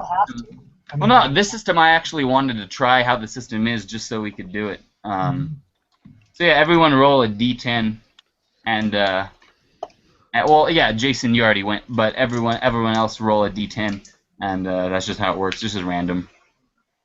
Yeah, pretty much. I mean, you have an initiative modifier, but usually people don't have much of one. I do not. Yeah, your character is not agile. Not at all. strong and slow. That's pretty much the order of the day. All right. Well, one got a 2 and one got a 9. Okay. I got 3. So Oh wow, they get +3 to their initiative too. So they actually got 5 and a 12. What did Okay. you get, Andrew? 11. Okay. All right. So unfortunately, this one that seemed to have the most wits or be the quickest or maybe both manages to freaking come in quickly and actually snatch up one of these turtle hapless turtle folk in his arms and make off with him. Donatello. Oh. Like how big was this thing again? How big is it? Yeah. Well, there's the I don't know how well you can see that. Yeah, I can see it now. So it's Yeah, like those are people. Those are people down there. So this thing is probably weighs about 300 pounds, give or take. I mean, it does have a leathery hide, so a lot of that is just its skin and whatnot. Its body is more or less the size of a person's probably, but it's got a long tail and a huge wingspan. Okay. So yeah, one of these has come in, just grabbed one of these turtle folk off the ground and begins to try and make his way off with him. As you hear, blam! Fuck yeah, motherfucker! You hear Billy Buck getting off finally. Getting off, man. He's Billy shooting, Buck unleashing his buck shot. shooting his load. Cool. So next is you, Andrew. What are you gonna do? Lou is shaking a little bit as he draws an arrow, and his arms are shaking. He's sweating profusely, and he aims for the one that grabbed the turtle off the ground, and hoping against hope that, well, actually no, he'll shoot for one of the ones that doesn't have a turtle yet. One of the ones that's maybe swooping in to grab another turtle, and Sure. he's shaking profusely and fires off a round and sees if he can. All right, sure. So you're gonna have so you're not shooting the one with the turtle. Then it'll be -15 for your strike value as well. Okay. Yep. Because they are in the air. I got a 14, so yes, definitely. Cool. Awesome. Great. All right. So one of these is flying around, and is your character particularly? I mean, obviously you can operate a bow, but are you particularly well versed in it? No. Okay. I mean, I didn't think so, but I didn't want to paint a false picture of your character. He's really agile, so he has good hand-eye coordination, but he's not particularly good with any sort of weapon. Right, and it's not like he practices that often, I don't imagine. No, he doesn't. All right, so you, well, you guys probably don't see him, but he's sort of there, strings it, not really sure what to shoot. He finally just does a shot in the dark almost. Well, I mean, an educated guess of a shot, you might say, but sure enough, he lobs this arrow up, and seems to miss, but on the way down, freaking shoots this winged lizard in the eye, it seems, or some sensitive area, because it recoils its face in pain and sort of staggers in the air back and forth before just sort of flying off another direction. Ha! Meanwhile, this other one is freaking taking its lifting ever higher in the air. Oh, please! This turtle person. Shooter! Shooter! Is it me now, by any chance? Yes. Yes. As you see me getting out my compound bow, you can see I put my claws in this little like holster thing inside the bow, as if it's fitted for my kind of physique. And as I sort of slide in, the bow sort of extends like outwards and contorts the bow even further, making it like 3 times the size of a normal crossbow.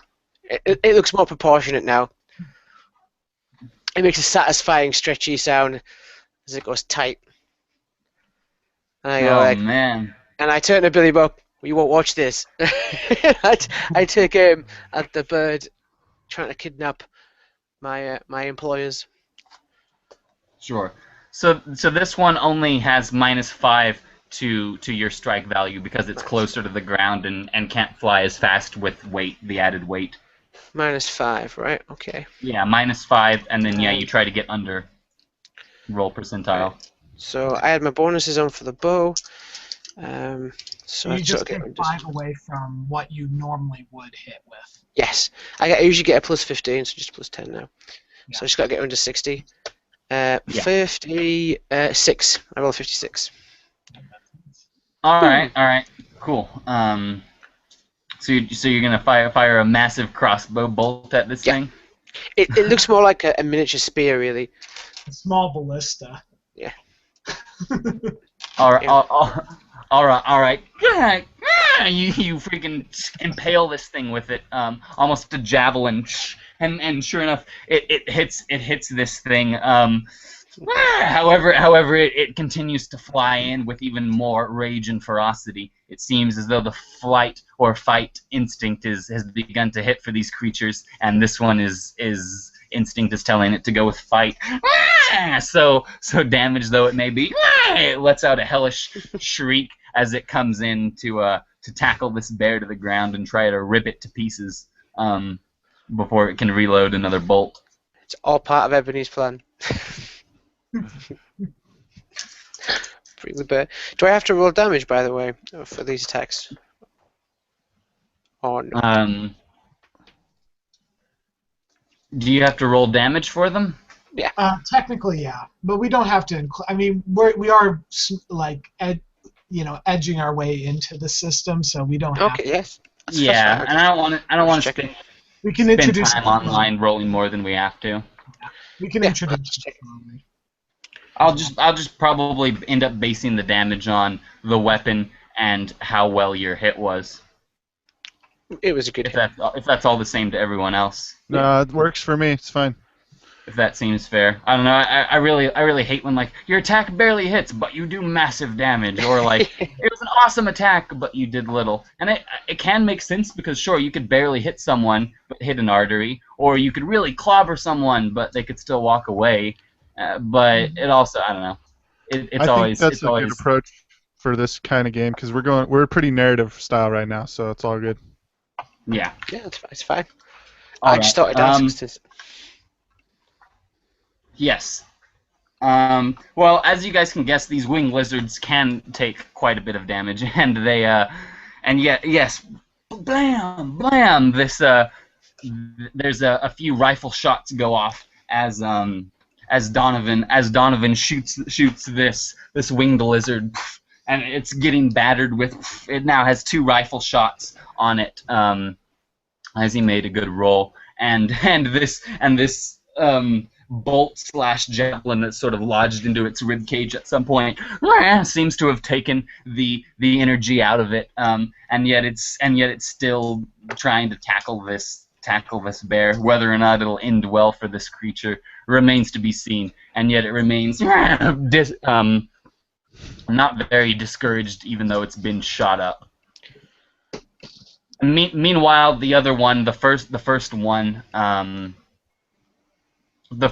also is still in the game and seeks to come back. The one that Billy Buck shot has sort of shaken off the stun and seeks to come back and probably just grab an easy meal and make off with it. All right, so I think we're back to me, are we, or did those two finish it? Correct. Okay, so Billy Buck is just like, racking off round after round. Come on, motherfuckers, you get some! Oh, you want some too? Fuck you!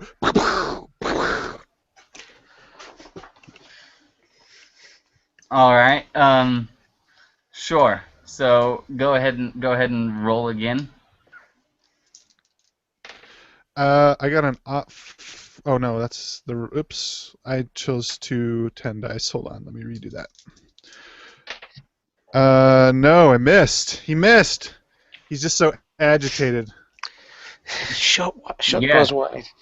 Totally. So blam! You managed to hit it a second time, but dang, you cock your gun and blam! Try to land hopefully the final blow from your shotgun to put this strange bird or whatever it is out of the air. But you freaking it does like a juke of sorts in the air like a freaking football player and manages to dodge your shot and come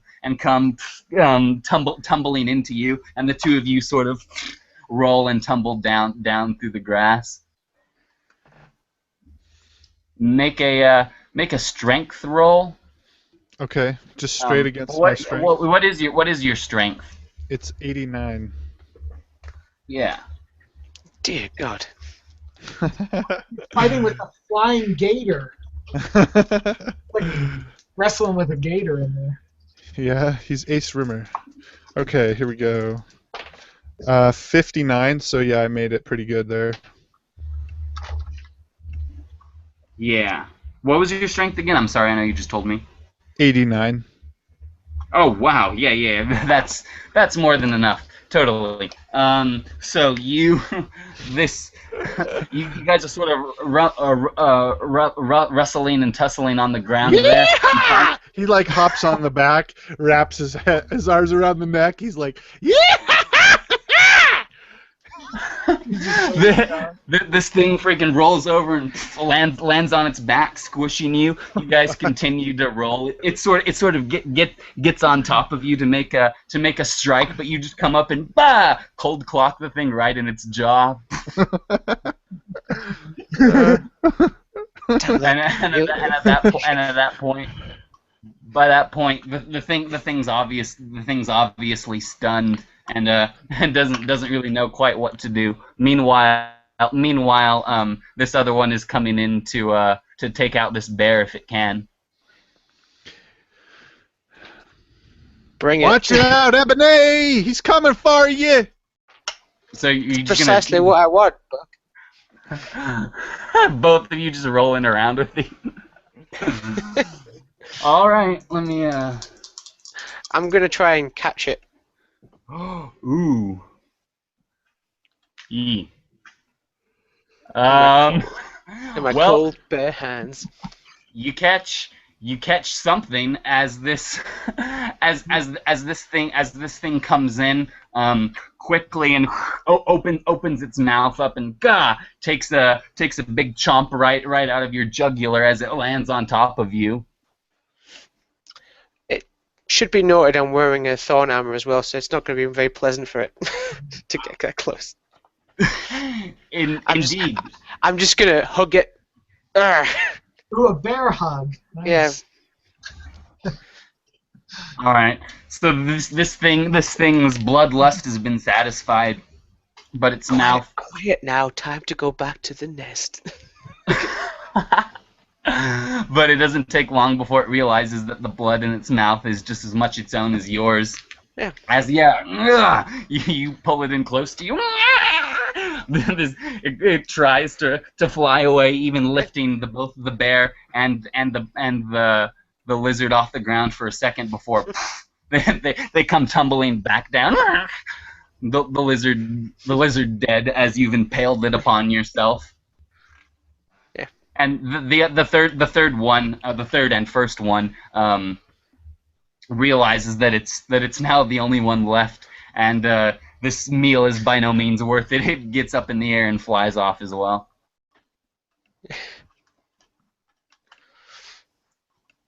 Oh, Wow. you It was a wise motherfucker! decision to hire you two. You two are great. I think we would have been done for. I'm a professional, Lou. I can tell. One thing you notice as well, now that I've got a few cuts and bruises, that I actually kind of smell a bit like Lou. Like my blood gives off this weird kind of aroma, which is really sweet, almost sickly. Kind of lavenderish. If you put on some cologne there, I am the cologne. Oh, interesting. Really? Jeez, you could defend a town with that crossbow you got. Or should I call it a ballista? That thing is deadly. What, this? Ah, this is just something, you know, It's my taller than everyday that. crossbow. You should see my shotgun. You're all right there, Billy. Yeah. Yeah, I just got a couple cuts and bruises. Nothing to be concerned too much about. You were supposed to kill it, Billy, not sleep with it. Hey, I like to play with Look my at the mess food you've made. before I kill it. Yeah, you really rode that. Yeehaw! You know, I'm still not sure exactly how much of that's you joking or you're really a debauched person. You have to define debauched for me, son.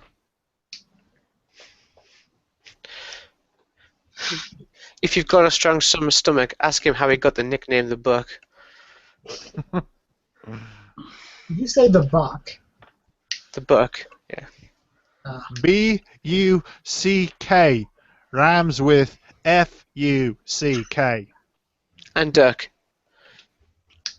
And muck. And schmuck. And luck. Yes, it does. Don't know. I'm gonna go check on the turtles. Make sure they're okay. Indeed, by this point they've all gone back. They've all made it into the tree line. Well, safety from at least these creatures. So the only one that's not is the one that almost got taken off. Yeah, is he? I actually go check on this particular turtle. He's obviously shaken. Does he seem to be injured? No, he hopped in his shell when I dropped him. Actually, yeah, because as I'm coming over to him, or to the turtle, my character doesn't know genders of turtles, but anyway, he like seems to grab a bag out of his pack, and then seeing that the turtle is fine, he puts it back in there. You all right? I guess so. All right. Well, you're very brave. Excellent job. All right, back to the caravan with you. Well, we should probably take off from here. No use loitering around. Yeah. Other predators will probably come and eat these. Indeed. Unfortunately, the forest is even more dangerous than the open areas. So you see Billy, he's like stripping the flesh off of one of these flying lizard things.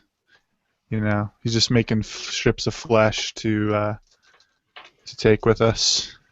He's whistling to himself.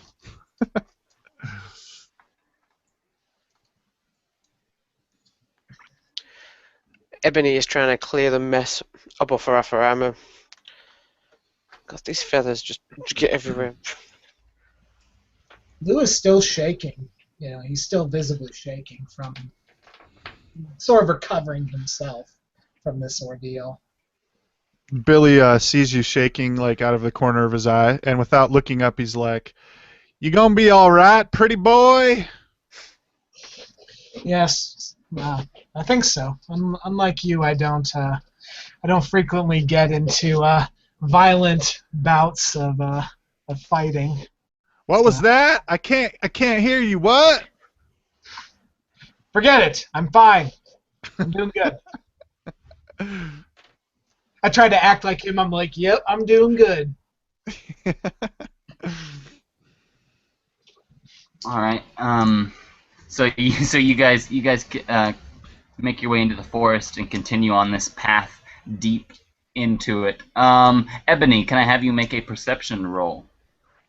Sure. Of course. Do I just roll a percentile? Yeah. What is your perception? Tell me first. It's 25. 25. So you yes, get a 58 or under. Okay. Oh, sorry, I rolled the wrong dice there. 79. So I'm guessing No. not so much. All right. So you guys make your way into this forest to, well, I guess we'll see what happens next time. Seems like a good place to end the session there. You guys have managed to to survive your first encounter on your way to the forest, and then missed a perception roll. So we'll see how that plays out. Meanwhile, the other party looks to take this tank out into the desert and locate this gear shift, this community of cyborgs. So, thank you guys. I hope that was fun for you. It was fun for me. It was great. That was fantastic, actually. So Yeah, it's brilliant. It's the first time playing two sets of characters crisscrossing around. That was cool. yeah, I actually like that a lot. Yeah. I liked it. I think it worked really well. Absolutely, yeah. Sorry, I guess I did try to arrange it.